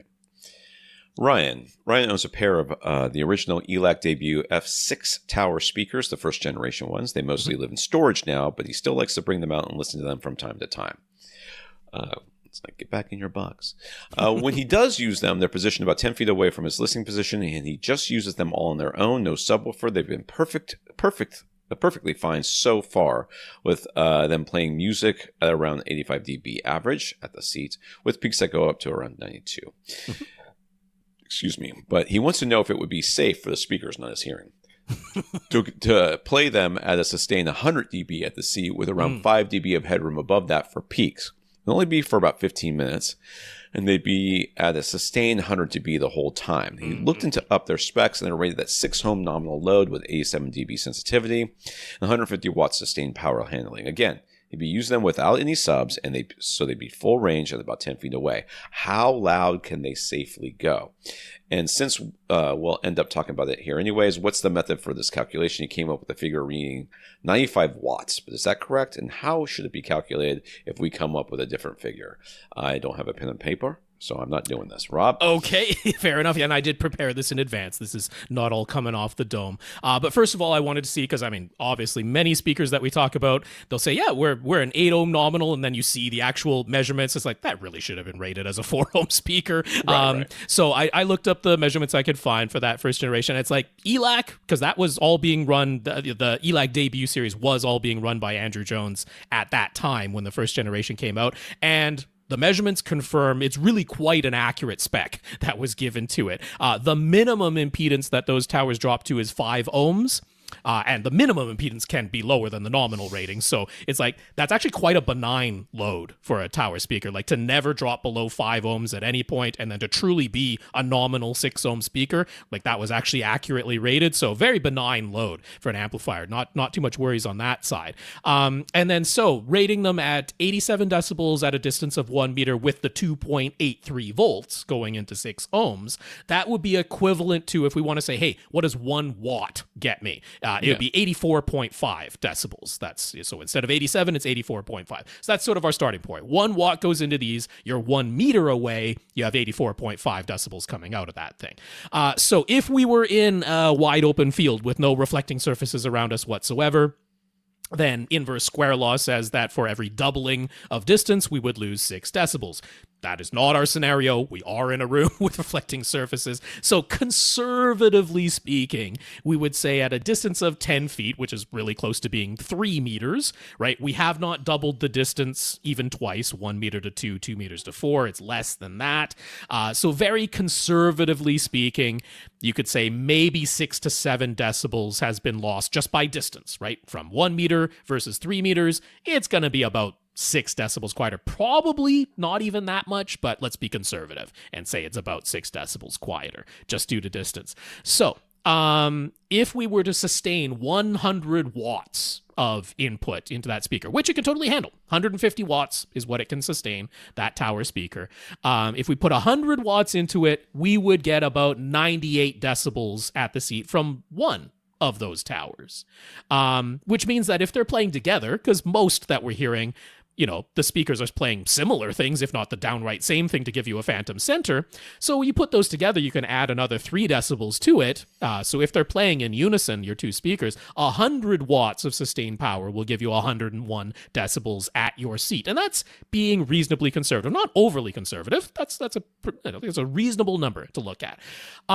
You would, with pretty much any, 100 watt per channel AV receiver, plus the power handling capabilities of those speakers, which are not monstrous because they were like quote unquote entry level speakers for ELAC, so they don't have massive power handling capabilities. You can expect at least 3 decibels of headroom above that sustained level, but probably not a ton more. So if you were, let's be like, letter of the law that he'd laid down. If you wanted to get 100 decibels at your seat from one speaker at a time and have 5 decibels of headroom above that, I'm going to say no, not quite. That's not going to be quite safe for that speaker, because now we're talking about 400 watts. For the peak, for that headroom that you mentioned. But we're talking for maybe even a little bit more, 450, 500 watts, something in that range. And they don't have quite that power handling, even for short transient peaks. And then an AV receiver isn't going to be able to deliver that much wattage anyway. But realistically speaking, these can quite comfortably sustain 98 decibels with a good 3 decibels of headroom above that for some short-term peaks. So I think that's pretty much answered the question as directly as I can. Okay. Yeah. So he uses a Denon X4500H receiver to drive the ELAC speakers whenever he uses them. That's rated 125 watts into 8 ohms, 2 channels driven. So is it powerful enough to get the 100 dB output he wants plus 5 dB of headroom? Well, you can't get the 5 dB of headroom. The 5 dB of headroom is the only thing. 3 dB of headroom, no problem. Yeah. You shouldn't need an external app, because that receiver can deliver that 125 watts that it's rated for into 8 ohms. It can deliver more than that into 6 ohms. Right. So this is actually a very good power match to those speakers. And you are talking about just driving 2 channels. So that power is real. It is not being divided into other multi-channel systems and having to reserve some of that pool of power. The only thing I would say is, I wouldn't feel particularly comfortable. I don't know what music you're listening to, but some music can go very low in frequency. Lower than these tower speakers can realistically play. Certainly lower than they can play linearly. To me, the notion of still setting them to small, but just giving them a very low crossover frequency. I think the lowest that the Denon can go is 40 hertz. To me, like when the goal is to just get as much output that you can safely get out of these speakers, I would set them up that way. I would say, like, you're not actually going to physically connect a subwoofer, but I would still set them to small in the menu with a 40 hertz crossover, because they really can play down to about 38 hertz, those speakers. So if you give them like a 40 hertz crossover, it's not that the sound is actually going to disappear below 40 hertz. It's a slope, it's a crossover. But that would just alleviate some of my concern that, hey, if there's some electronic dance music that's, pumping out a 25 hertz bass note and you're trying to play that at 102 decibels, I'm like, I'd be a little bit wary of trying to do that. Something might go bang if you do that, but you can safely get around that by still setting them up as small. There you go. Yeah. Let's see here. For his regular home theater setup, he also sits about 10 feet from his front speakers, and he also likes to be able to achieve 100 dB output. He's found that his front left and right trim levels need to be set at plus 1.5. So would he benefit from adding an external amplifier to his front left, center, and right speakers? If so, his budget would stretch as high as $2,000. He's been eyeing the Emotiva XBA3 Gen 3 or the Buckeye Purify Eigentalk 3-channel amplifier models. The lower prices on the Hypex Encore amps from either Buckeye or VTV also have him intrigued. Would the 4-channel models based on the Hypex NC252 MP models be a good choice? In his regular home theater setup, he's going to have a subwoofer. So yes, that's going to, 1.5. You're not running out of room here. I don't see that you need an amplifier. There's no evidence to me that you need one. You're not seeing that far away. Yeah. You have subwoofers that are going to take care of the low end anyway, so the speakers aren't demanding as much power as they would if they were being run full range. So you don't need an amp. But I think the answer is you should definitely get an amp. Because you sounds like he is champing at the bit to buy an app and is looking for numbers to justify it. Yes. But one of those things is going to have to go. Because Tom is absolutely correct. You do not have a numerical need for an amplifier here. Where the trim level gets set, that is a factor of distance is part of it, and then it's the efficiency of your speakers that are the other part of it. And neither of those things is changing. So unless the gain stage, excuse me, which is all that's doing is boosting the voltage of the signal to a greater or lesser degree than the amplifiers that are already built into your AV receiver. If the gain on some external amplifier is significantly higher than the amps that are built into your AV receiver, well, then the trim level might be lower. But it's also entirely possible to get external amplifiers where the gain is lower than the amount of gain that's applied inside the built-in amplifiers in your AV receiver. And you might be like, hey, I just got this really powerful external amplifier. I connected it to my AV receiver, and I actually had to set the trim level higher. What went wrong? Am I out of power? No. It's the match of, the preamplifier stage to the voltage gain stage of the amplifier, combined with the sensitivity of your speakers and your distance from those speakers. All of those things combined to figure out exactly what the trim level should be. But if all you need to do with the built-in amplifiers is boost the trim level by 1.5 decibels, there's plenty of power left inside of that AV receiver, and it's already at full reference volume, which is 105 decibel peaks. You can't numerically get to saying, I need an external amplifier in this setup. But yes, if you just want one, sure, get a 200 watt per channel amp. Why wouldn't you? Why would you satisfy yourself with a 100 watt per channel amp, which, if he's got one that's similar to the X4500H that he mentioned, is less wattage per channel than that amplifier that's built into an X4500H can deliver. So I can't imagine you getting something less than 200 watts per channel. Yes, the Hypex amps and the Purify amps, when you see from the likes of Buckeye and VTV, they're quoting peak specs, which in those Class D amplifiers, you can actually sustain. It's just there's no headroom above that. So when they list the NC252 as a 250 watt amp, it's like, well, it can actually give you 250 watts, but there's no headroom above that. It's not like a Class AB where there's another 3 dB of headroom above that. So if we were to rate those Hypex Encore amps in a similar way to the way we rate Class AB amps, where we're expecting there to be 3 dB of headroom still available, it would be a 100 or a 125 watt per channel amplifier, and then it would have 3 dB of headroom above that, rather than it being a 200 or 250. So if you want something that's similar to the XPA3 but in a Class D, then it's like either the other ones you mentioned, the Purify Eigentox that Buckeye is selling, or the 502 series that Buckeye is selling. That is, they call it a 500 watt amplifier, but it's like, no, it's 200 or 250 plus 3 dB of headroom, if you want to think of it that way, more like the Class AB that Emotiva is selling. So that's probably what I go for. All of those are under $2,000. All of those are options. So you know that I'm a fan of Buckeye right now. I think they're terrific value, but you don't have to get that. All of these are very good. None of them will make a lick of difference to what you're hearing in your theater. They'll all still sound the same. And you might have to change the trim level. You absolutely might have to change the trim level. But after you do, it's going to be the same volume as it ever was. Yes, it's not going to sound like it. Ilango continues to add to his fully soundproofed basement home theater room. Last time he asked about in-wall speakers to serve as surrounds, 2 pairs of them to go along with his 2 rows of seats in the future.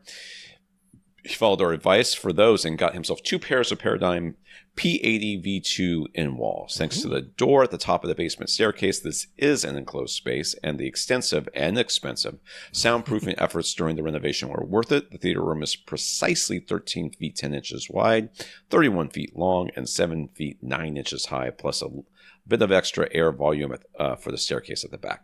So right around 3,450 cubic feet of air in total. Yeah. Despite the long length of the room, the distance from the TV screen to the first row of seats is about 9.5 feet. He hasn't bought the new large TV yet, so it's an older 65-inch for the moment, but that's not the master plan, so don't worry. I wasn't worried. Yeah. Second row of seats will be much less important and doesn't even exist yet at the moment. 6 overhead speakers, Sonance Mag 6, are already installed in the ceiling, and he's using a Denon 3800H receiver with an Apple TV 4K, a Panasonic Ultra HD Blu-ray player, and a Nintendo Switch 2. For the moment, his front 3 speakers are an old set of Polks. So he isn't in any big rush to buy everything on his future equipment list. He figures he'll fully complete the theater setup over the next 2 to 3 years, little by little. Yeah. All right. That was all set up for this question. But the main thing on his mind right now are the subs. He doesn't have any in the current setup, and the room was pre-wired to potentially have a sub in each of the 4 corners. All along, he was envisioning cylinder subs from SVS, but now the PC4000 has been discontinued. And while SVS told him directly that the PC2000 Pro is still in production, SVS's own Canadian website doesn't have the PC2000 Pro available. He is in Tariffs. Canada. Yes. I don't know. Maybe. Who knows? The Canadian SVS website is still selling the last of their PC4000 cylinder stock, though, but they're priced at $3,000 Canadian each. PC2000 Pro cylinders can be found at other official Canadian resellers, such as Summit Hi-Fi, and they're priced at $1,850 each, which is quite a bit less. So he could see his way of getting either 2 of the PC4000 for the PC2000 Pro, but will either of these options be able to deliver full pressurization given his room size? He's someone who doesn't mind making the investment in terms of price to do the things the right way the first time, but he also appreciates being reasonable and not making any hasty decisions. SVS cylinder subs seem to be disappearing, though, so he's feeling some pressure and some FOMO. So what should he do? If he delays and doesn't buy any SVS cylinder subs now, what alternatives will be available to him that will still trade height for footprint size? I mean, he's got 31 feet of length. Yeah. I mean, I don't know why we're so worried about footprint size, but whatever. He figures his future TV will leave him with a little less than 3 feet of space on either side, and he still wants to have the optimal space left for bass traps for his front left and right speakers, and for his front left right speakers. So that's why the cylinders seem like a really good option. But if something else can work just as well at a lower price, and without the pressure to buy right away, then he won't feel so rushed.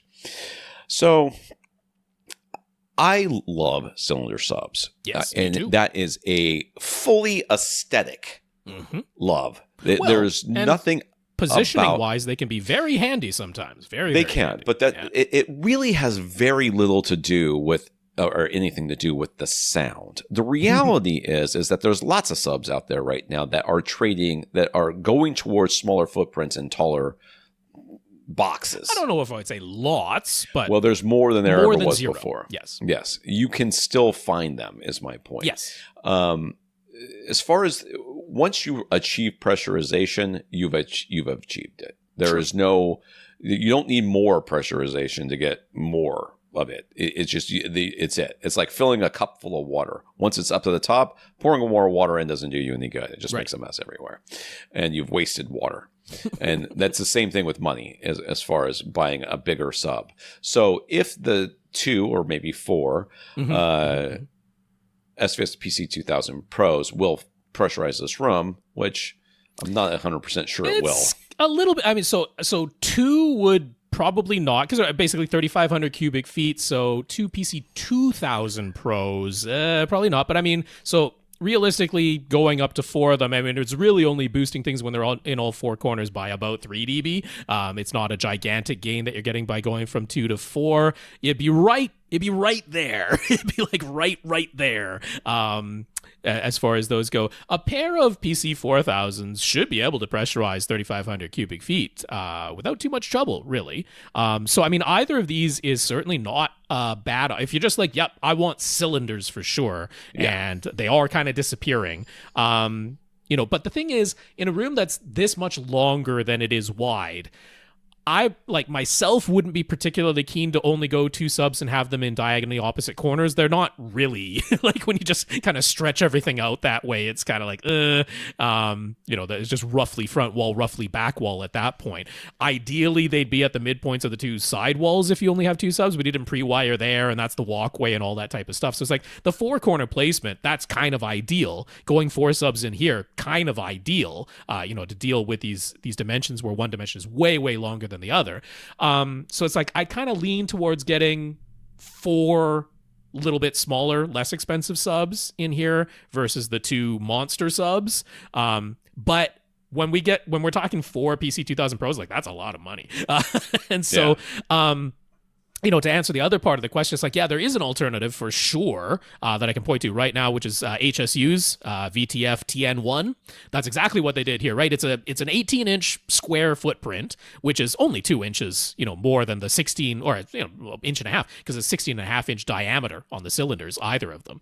So 18-inch square footprint, and then quite tall, with a 15-inch driver in there. So the output of this thing is really similar to the SVS 4000 series.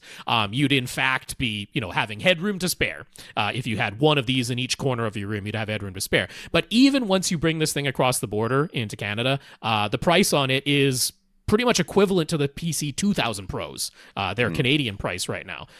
So it's like, okay, so if you were willing to get 4 of the PC 2000 Pros and be right on the borderline of pressurization, you could get 4 of the VTF TN1s for pretty much the exact same amount of money in Canada and have headroom to spare. That's sort of the way I look at it. And those VTF TN1s aren't going anywhere anytime soon as far as discontinued, because they only came in just this past year.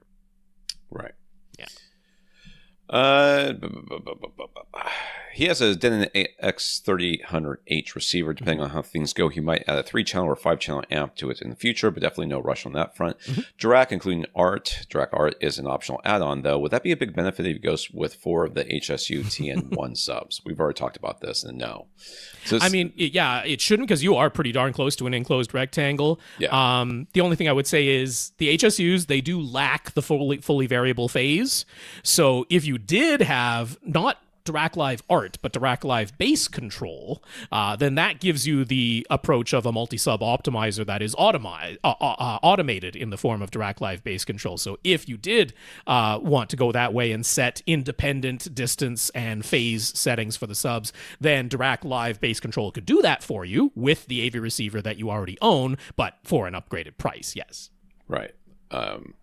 In your space, the Dirac Art doesn't really seem to make a lot of sense to me. Right.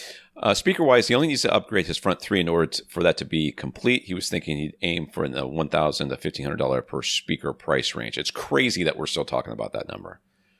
Mm-hmm. Like, that's the number that I was talking about 15 years ago. Like, how have we talked about prices, a lot of $500 to $800 speakers back then. Yeah, but tower speakers, like there's this weird break in the $1,000 to $1,500 range. So should you just go with the Paradigm Premier series to match the in-wall surrounds he got and call it a day? Or are there other speakers that he should strongly consider instead? No rush at all on this one. I wouldn't worry about it one way or the other until you're really, really ready to buy, because Paradigms are not going to be overly colored in any way, shape, or form. No. They're going to have a very neutral response, and you'll be able to pair them with just about anything. Yeah. And frankly, I mean, I don't remember exactly how, if everything's behind an acoustically transparent screen or what, but not in this one, because he's going for a big TV. Yeah, I would definitely take obviously you're going to worry about how they sound. Mm-hmm. That goes without saying. But I would also take aesthetics into consideration in a room like this. You're putting a lot of money and time into this thing. The Premiers look nice, though. This Paradigm Premier series looks like, yeah, I mean, and there's nothing wrong with that. Oh, God. I mean, if you got those, I would be downright surprised if you put 3 Paradigm Premier series across the front of this room and you were like, I hate them. I'd be downright surprised because, I mean, they're very neutral. Canadian brand, we get a good, like, if we're talking, conversion rate of just the currency, we get a good price on Paradigm speakers in Canada because they are a Canadian brand and we're not dealing with any cross-border stuff there, but even just pure conversion rate, we get a good deal on them. I'd be very tempted. If you like the way they look, I'd be very tempted to not even worry about it and just go with, because they will match your surround speakers perfectly. The aesthetics are nice. The price is like perfect for the range you're saying. And like I say, I'd be downright shocked if you were like, oh, I hate these speakers. But yes, once the time comes, if you just want to have no doubts whatsoever, then I'm always in favor of auditioning at least 3 speakers so that you can feel like you did your due diligence. But for anybody who said, hey, I went with Paradigm Premier speakers and I have no regrets, I'd be like, yeah, that makes sense to me. Fair enough. Let's see here. Okay, so Adrian owns a house in West San Fernando Valley. It's funny to say West San Fernando Valley to me, because like, is it so big that we need to know west to east? It's a pretty big space. He recently completed an extension to the house that added a new family room and a cozy, quote unquote, cozy home theater. He's looking to outfit both of those rooms plus a covered patio area with speakers, and he only wants to purchase by ordering online, no store visits. Okay. Yep. So he's looking to get several in-ceiling speakers that will be part of a wireless, app-controlled whole house audio system. He wants 5 in-ceiling speakers installed in the new family room and 3 more in-ceiling speakers to go outside in the covered patio. We'll get to it after this question, but he also liked the new home theater system to be able to join the wireless whole house audio system too, so keep that in mind. Which in-ceiling speakers, 8 of them in total, would we recommend? Which wireless app-controlled whole house audio system would we suggest? Which AV receiver or amps would work for all that? And where could he order everything online? And since it will impact his answer for his cozy home theater, he wants a 5.1 or 5.2 speaker setup, and the total price of all the speakers, subs, receivers, amps, cabling across 3 setups he'd like to keep under $5,000. Well, that's optimistic, but okay. So for the family room and patio in-ceiling speakers amplification, what do we suggest? I am going to let Rob, other than saying that if the Sonets are still available, he's going to suggest those. But they're going to be in there. Other than that, I desperately need to use the restroom. Okay, and I did prepare ahead of time, so I've got some images that I can show as we go along here. So I'm going to start with saying, on a covered patio, I still want to play it safe and go with weather-resistant speakers out there. I know that it's covered, but it's like, you're still exposed to the elements. There's still going to be variations in temperature and humidity. So for the outdoor speakers, Outdoor Speaker Depot, as their name implies, is going to be a great choice here. When we're not going to have a subwoofer and it is outdoors, I tend to favor going larger, going for the 8-inch drivers if it's at all reasonable to do so. So they have a package deal on there. The specific model number is the ICE 840 WRS. So WRS is weather resistant speaker. The 8 in the 840 says that it has an 8-inch driver in there. And so they sell them as pairs, and they sell them as 2 pairs bundled together, so 4 speakers total. They also do sell it as 4 pairs bundled together, all 8 in-ceiling speakers that you would need. But for some weird reason, the 4 pairs as a bundle costs more than buying the 2-pair bundle twice, getting the same number of speakers. So the link that I have, because Outdoor Speaker Depot sells factory direct, so straight from them to you, all placed with the order online, no store visit necessary. If you got 2 of those 2-pair bundles, you would have all 8 of the in-ceiling speakers that you need, both for the 5-speaker setup and then the 3 more in-ceiling speakers out on the covered patio for $520. And we have to be very cognizant of the budget that you're working with. I know that might sound like I'm trying to cheap out on these speakers, but we want to keep enough money to get everything else that you need. One of the big things that I'm going to suggest here, because it sounds like this room of his is already complete. This is an extension that was done and everything is complete. So how much you want to make a mess of the ceiling that's already completed is a big concern to me. So I want something that's retrofittable, that you're not going to have to bring down and then patch the ceiling.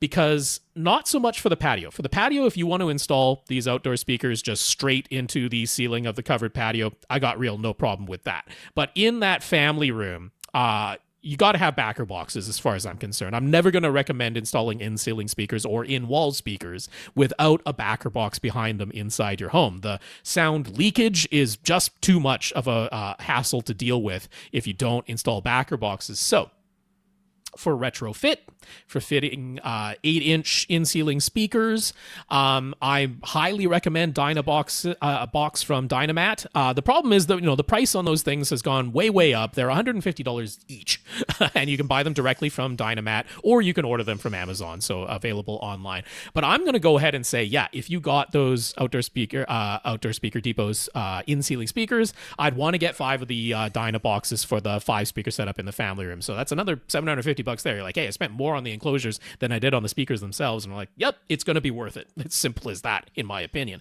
Now, for the 5 speakers that are inside your house in the family room, Tom mentioned them, the Sonant speakers. I'm still going to go for the 8-inch larger ones here because there's no sub in this setup. So I want to have pretty decent output capabilities and pretty decent bass extension. So a pair of the Mag 8 R speakers on sale at Best Buy for $320 a pair right now, so considerably more expensive than a pair of the Outdoor Speaker Depot ones. But then they have rear enclosures that go along with those for a lower price, retrofit rear enclosures that won't require you to make a bigger hole in your ceiling than the hole that you need to make for the speakers themselves. So those are another $130 a pair. You'll notice if you total up the price per speaker, in either case, enclosure included, that this is like a $10 per speaker difference. So the thing is, because you can only buy either of these options in pairs, to me, it's like, okay, you just get 4 pairs of one of them. But the Sonants are not rated for outdoor. They are indoor only speakers. So all of that leads me to going Outdoor Speaker Depot to do all of this, and then getting the Dynabox rear enclosures. So to power the family room and the patio, you can do all of that off of one AV receiver as long as it has a good Zone 2 control. So I'm going to point you over to Accessories for Less to keep the price down, and the Denon S970H is going to be a great solution here because you can have the 5-speaker setup in the main room and then use the remaining 2 channels. It's a 7-channel amplifier built in for the Zone 2. You can just wire up a couple of those ceiling speakers out on the patio in series and power all 3 of those off of the Zone 2 of the S970. One other thing here is that because I went this way, I am going to suggest using Hios as your whole house audio wireless setup. The Hios app is really quite intuitive and easy to use. If you go Denon with this, Hios, they've kind of reinvested in Hios. And so even if you're doing other parts of the house that came before, you want to add some wireless speakers, you want to add some amplifiers that work along with it, you want to add other AV receivers to other rooms, it can all, as long as it's all Denon or Marantz, it'll all work with Hios. And I think that's a very good solution here.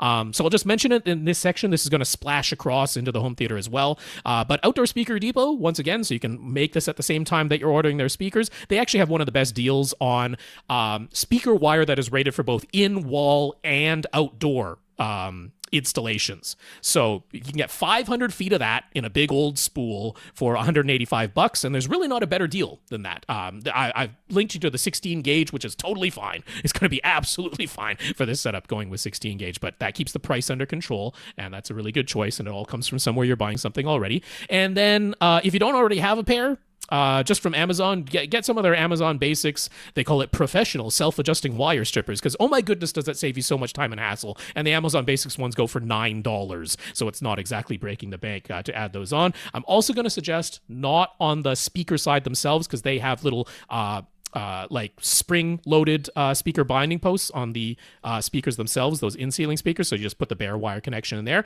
But for the other end that connects to the AV receiver, get some banana plugs. It makes your life so much easier. And again, Amazon Basics, they have a pack of 12 pairs, which is actually going to be all that you need for all your speakers, for $19. So for a style that I really like, no tools needed. It all just goes in there with screw down force to hold the speaker wire in there. So there you go. Okay. Yeah. Where are we at here? We're at section B. The Cozy Home Theater is about 10 feet by 12 feet by 10 feet high. He wants all of the speakers to be in-wall and, as mentioned, a 5.1 or 5.2 setup with one or two subwoofers that will provide strong bass and immersive sound overall. Mm-hmm. What do we recommend for the in-wall speakers, the subs, and the AV receiver to drive them? How much budget do we have left after all that stuff you just did?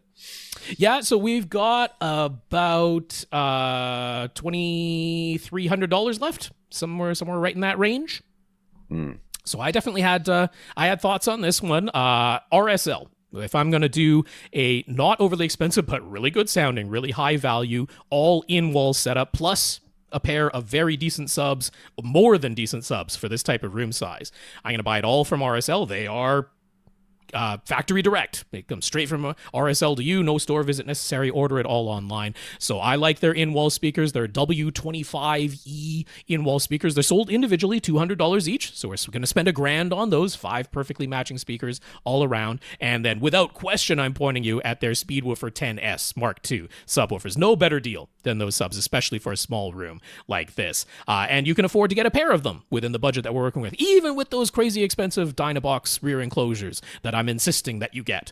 You can afford 2 of these. That's another $1,000 to get a pair of those subs. So we're spending $2,000 on the 5 speakers and the 2 subwoofers that are going to be fantastic in this room. As I mentioned, I don't want in-wall speakers without backer boxes. You can go back to Dynamat. They have their N-wall enclosures for in-wall speakers. Those go for $75 a piece. So you can grab 5 of those, and we are at your $5,000 budget. I've left you no wiggle room, but I did it. No shipping. no tax. That's right. Well, actually, $5,000. You'd have room because I neglected to mention you could get another one of those S970 receivers, or you could spend $50 more for the X1800H at Accessories for Less. That goes for $600. That gets you a little bit higher range of Odyssey, right? The S970 has just regular Odyssey multi-EQ. The X1800H has multi-EQ XT. So it's that one step up in the Odyssey range. So yeah, $600 there. That completes the setup, lest I forget to mention it. So Rohan wrote to us previously about a strange issue that plagues his Marantz SR6015 receiver. Sometimes it works without problems, but quite often the sound will refuse to come out of any of the speakers, although the subwoofer always keeps playing. On our advice, he's taken it to an authorized repair center multiple times now, in fact, but they've never been able to reliably recreate the issue and has never been properly repaired. Mm-hmm. It's been like 2 years. Yeah. And it's to the point that he simply no longer enjoys using his home theater because the sound cuts out randomly, and that is always in the back of his mind that it's going to happen, and you can't wait for it. It's dread. Yep. So he is taken to violently shaking the receiver when it cuts out, which actually seems to reliably get it working again, but that is ridiculous, right?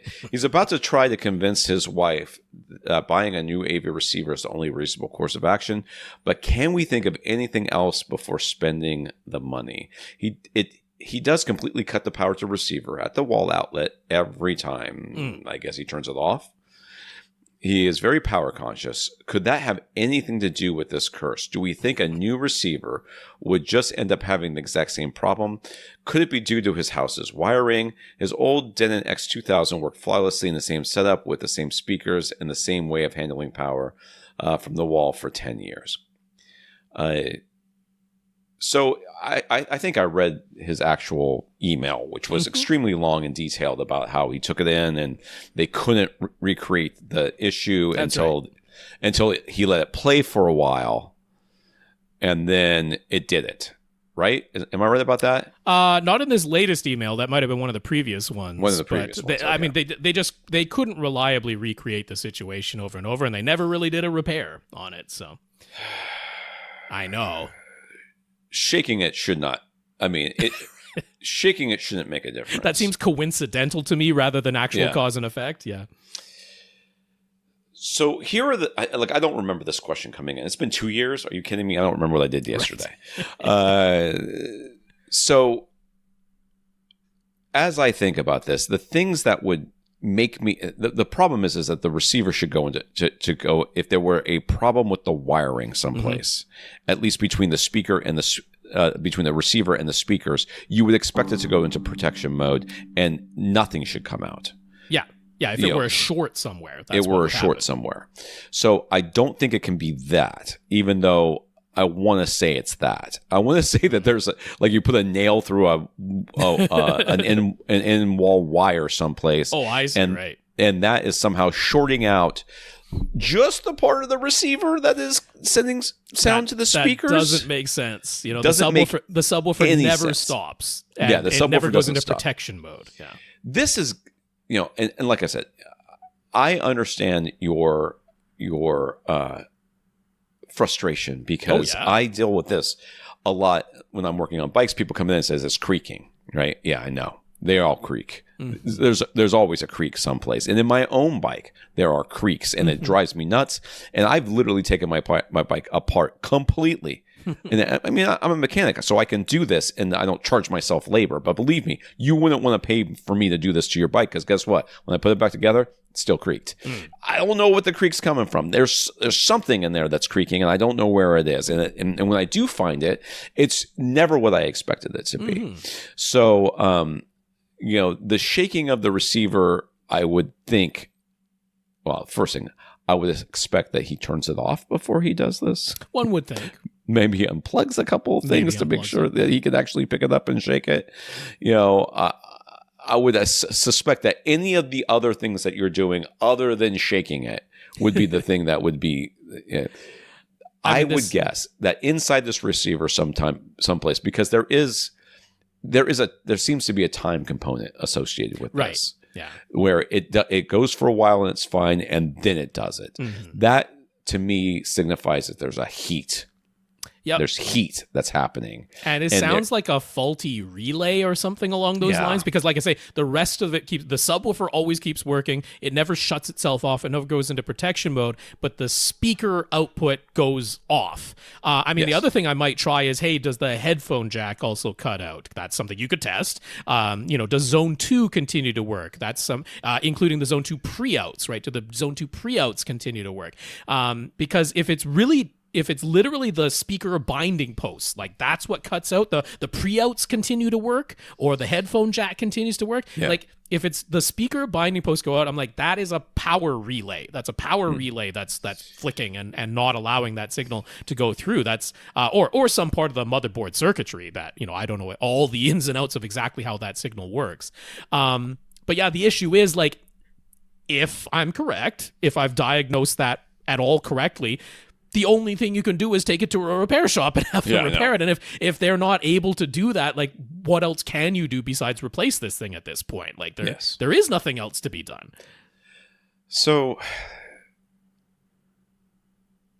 yeah, and I feel for I understand both sides of this, because if you can't, because a lot of times what I tell people when they have a creak in their bike and they want me to fix it is like, listen, keep riding it until you can reliably recreate the creak. And that's what I did with my own bikes before I started working on them. Is I would have a creak in my bike, I couldn't figure out where it was coming from, and then I would figure out, if I do this one thing, I always get the creak. And I literally, that is the difference of being able to say that is, I would drop my bike off and they'd be like, it's done, and you owe us nothing, because it was really just since we knew what it was, we could fix it, and it was just 5 minutes of labor. We just had to reseat some bearings, or tighten up the headset or whatever, which it's a fairly common thing. Sometimes it's as easy as some dirt has gotten between the seat post C-post clamp and the bars that are in the bottom of your saddle, and that creates the creak. Oh, That was the first time hitting the microphone the whole time. I almost got through the whole thing. We had some other noises. I don't know what those were. Table that bangs. was probably me typing because I was answering emails while I was doing this podcast. Sorry, I'm a bad person. Anyways, so because you can't recreate it, they can't test to see if what they're doing. But I mean, that's also not his fault. Like if we're talking about a chip on a motherboard, how do you recreate that reliably? How do you even test for that? I would have no idea. You've done everything you can, but at the same time, you certainly don't want to pay for them to one by one replace every single capacitor, resistor, chip on the board. You're not going to want to pay for that because that's going to be more than buying a new receiver. The relays that I mentioned in the amplifiers, like those are in those amplifier modules that are, like that's a lot of work and replacement that still might not fix the issue if it's a motherboard problem. So I feel for both sides of this, but really the solution is to get a new receiver. Unfortunately so. And I wouldn't anticipate that this is going to happen again. You had a receiver that worked for 10 years reliably under the same conditions before, and now you've had one for 2 years that has always had this problem. I blame the receiver at this point. It's a shame that you can't get it replaced by Marantz. It doesn't hurt to write to them and ask. Yeah. The worst they can tell you is sorry, no. So yeah. You're out of warranty. That's the worst that they can tell you. If nothing else, maybe you can get like some sort of discount. That's right. Coupon. Because they do sell direct now. Marantz and Denon sell direct. So the idea that you could get some discount for, hey, I'm willing to stick with your brand. It's just I have this model. It can't be fixed. I've got to replace it. But can you do anything for me? Like I said, worst they can tell you is no. Yeah. So we have 2 questions left. We do. And they're both very long. We don't have to do all of Sasi's. It'd be nice to put a little dent to stop when you feel like. I don't know. There's it's only, E and anonymous is down to Z or something. H? I don't know. So I'd rather not get into it because I do have somebody that's upstairs that I need to Fair enough. How about Sasi just comment then? Because that just will get rid of a thing from last week and it's only a comment. We don't even have to comment on it. All right. So Sasi's comment here, then we're going to stop. Gotcha. Last week somebody asked about the Ugoos? I have no idea how to pronounce this name. I don't know. Yeah. It's a shoe. It sounds like a shoe. AM6B Plus media player, and neither of us had ever heard of it. Yeah. He knows about it, and as we suspected, it's an Android TV box, and by default, it's nothing particularly special. But it has gained popularity on the forums because it can be flashed to run Core Elec, ELEC, Core Elec, which is a forked version of Kodi. Yeah. None of these words mean anything. Kodi itself was a forked version of, I think it's going all the way back to what was that, like Windows Media Center on Xbox, right? Oh, back in the day. Yes. So this is branching paths that have gotten us to a thing now called Core ELEC. Yes. So doing so lets it play remuxed Blu-ray and Ultra HD Blu-ray ISO image files. People who are really into the details have taken to remuxing disk backups into Dolby Vision Profile 7 containers, plus their choice of audio and subtitle tracks. And only these hacked Ugoos boxes can play both minimum enhancement layer and full enhancement layer versions of Dolby remuxes. So that's what all the interest is about, and it's not for everybody. Boy, some people take something that is fun and then turn it into a full-time job. Yeah. And still think it's fun. I don't understand it. I don't understand how you could take something that's I like music, and then I listen to music, and now I'm going to take and I'm going to remix all my music in such a way so that I'm recalibrating the levels, and I'm auto tuning things, and I'm adding other beats from different songs on top of it. And I spend more time doing that than listening to the music that I enjoy so much. Right, yeah. I don't get it. How I would prefer to handle HDR? Rather than because there's software out there that'll convert any HDR format into a Dolby Vision format. Sure. But then there are people who are like, I don't want to just use the minimum enhancement layer, which essentially just sends a JPEG and says this is gray. The full enhancement layer, which can do the true full metadata frame by frame. They're like, that's what I want. And the other boxes can't do the full enhancement layer. The Zidu box, they can do the Remux version of the minimum enhancement layer, but not the full enhancement layer. So I want this hacked Android TV box because I can do that. And it's like, what I would rather do is just have no metadata, just have PQ10, Perceptual Quantizer 10, the thing that underlies all of these HDR formats.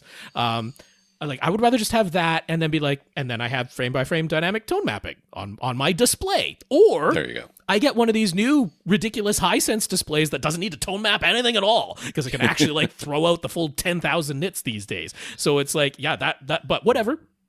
Honestly, the people who do this stuff and figure out how to do it and all that, like, I kind of admire them in a way, because Sure. I'm like, yeah, it's pretty, like, if nothing else, it's amazing technical proficiency, which I have to admire.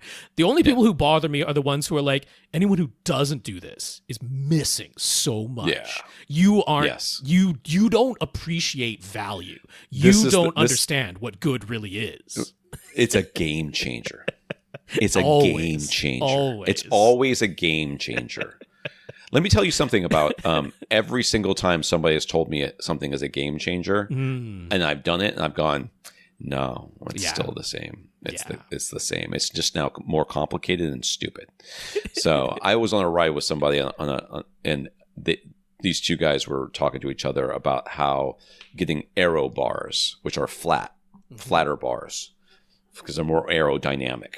More aerodynamic handlebars on their bikes was a game changer. And I'm like, you have lost your minds.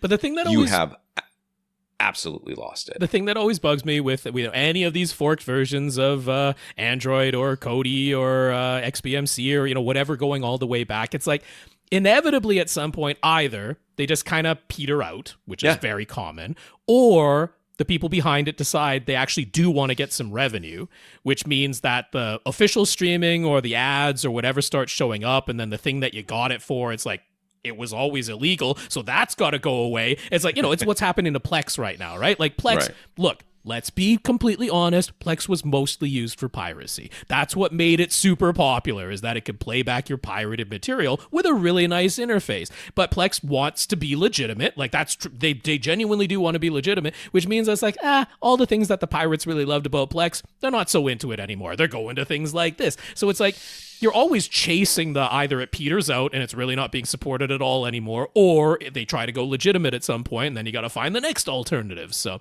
I find that to be a little bit of just chasing your tail after a while, and I've never totally got into it. But regardless, I knew nothing about this, so Sasi, thank you very much for educating Tom and I, because now I know why it's so popular. And yes, I agree, it's not for everybody. It's not for me. It's not something I'm going to recommend to virtually anybody, because anybody who knows enough to look this thing up doesn't need my take on it. Doesn't need your, I'm totally fine with it. Just don't tell me that I don't appreciate movies and my home theater system because I haven't done it this way. That's the only thing where I would draw the line. All right. I want to thank our listeners of the week. Well, let's just say we've got a bunch of questions left from Sasi to start next week, and we've got questions from Anonymous. A whole bunch of questions from Anonymous that'll start things off on the next episode. All right. Yeah. If you want to get your question answered on this podcast, all you have to do is ask us by emailing us at question@avrant.com. We want to thank our listeners of the week. If you want to become a listener of the week, you can go to the avrant.com, click on the Buy Us a Cup of Coffee link, and send us a PayPal donation. Or you can go to patreon.com/avrantpodcast to become one of our 128 patrons over there. So thank you to all of our patrons. That's right. Once again, that is patreon.com/avrantpodcast if you'd like to sign up to make an automatic monthly donation. So a big thanks to our 128 patrons over there. We want to thank Anonymous for sending Rob an Amazon gift card. Thank you very much, Anonymous. Thank you, Anonymous, for that gift card. And Ren, who offered to send me a bunch of movie codes. He sent me the first batch while we were on this podcast. There you go. And all of them either worked or... You were trying them while we were going. While we were doing the podcast. You were talking about stuff I didn't care about. Okay. Either worked or... And I got it. And so that you know that... one of them, Tenet, did not work. Okay. I don't know what the deal was with that. So Who I'm going to double check that one. Some of them didn't work because they were already in my movie. You collection. already have It's certainly still a valid code that you could Gotcha. use. So there you go. Tested Regardless, that for you. very nice offer. Very nice of him to do that. So thank you, Rant. Yeah. And we also got some notes from gratitude for keeping the podcast going from Nelson, David, Ryan, Ilango, Infinite Gary, Rohan, Karl, Sasi, Gurinder, and Anonymous. Thank you for thanking us. Yeah, those names one more time so they came from my lips. We got Nelson, David, Ryan, Ilango, Infinite Gary, Rohan, Karl, Sasi, Gurinder, and Anonymous. Thank you so much for those notes of gratitude and encouragement. We really appreciate them. And a big, big thank you to everybody who continues to listen and send in your questions. All right. Send those questions to question at avrant.com. For AVRant, I'm Tom Andrew. And I'm Rob H. Now go out and listen to something.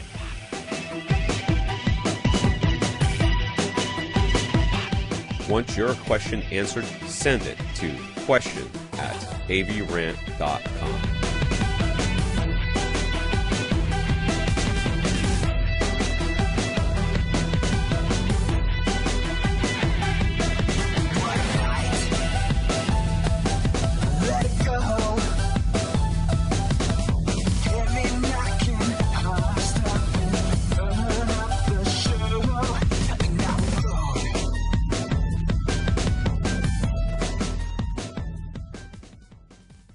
This is AVRant.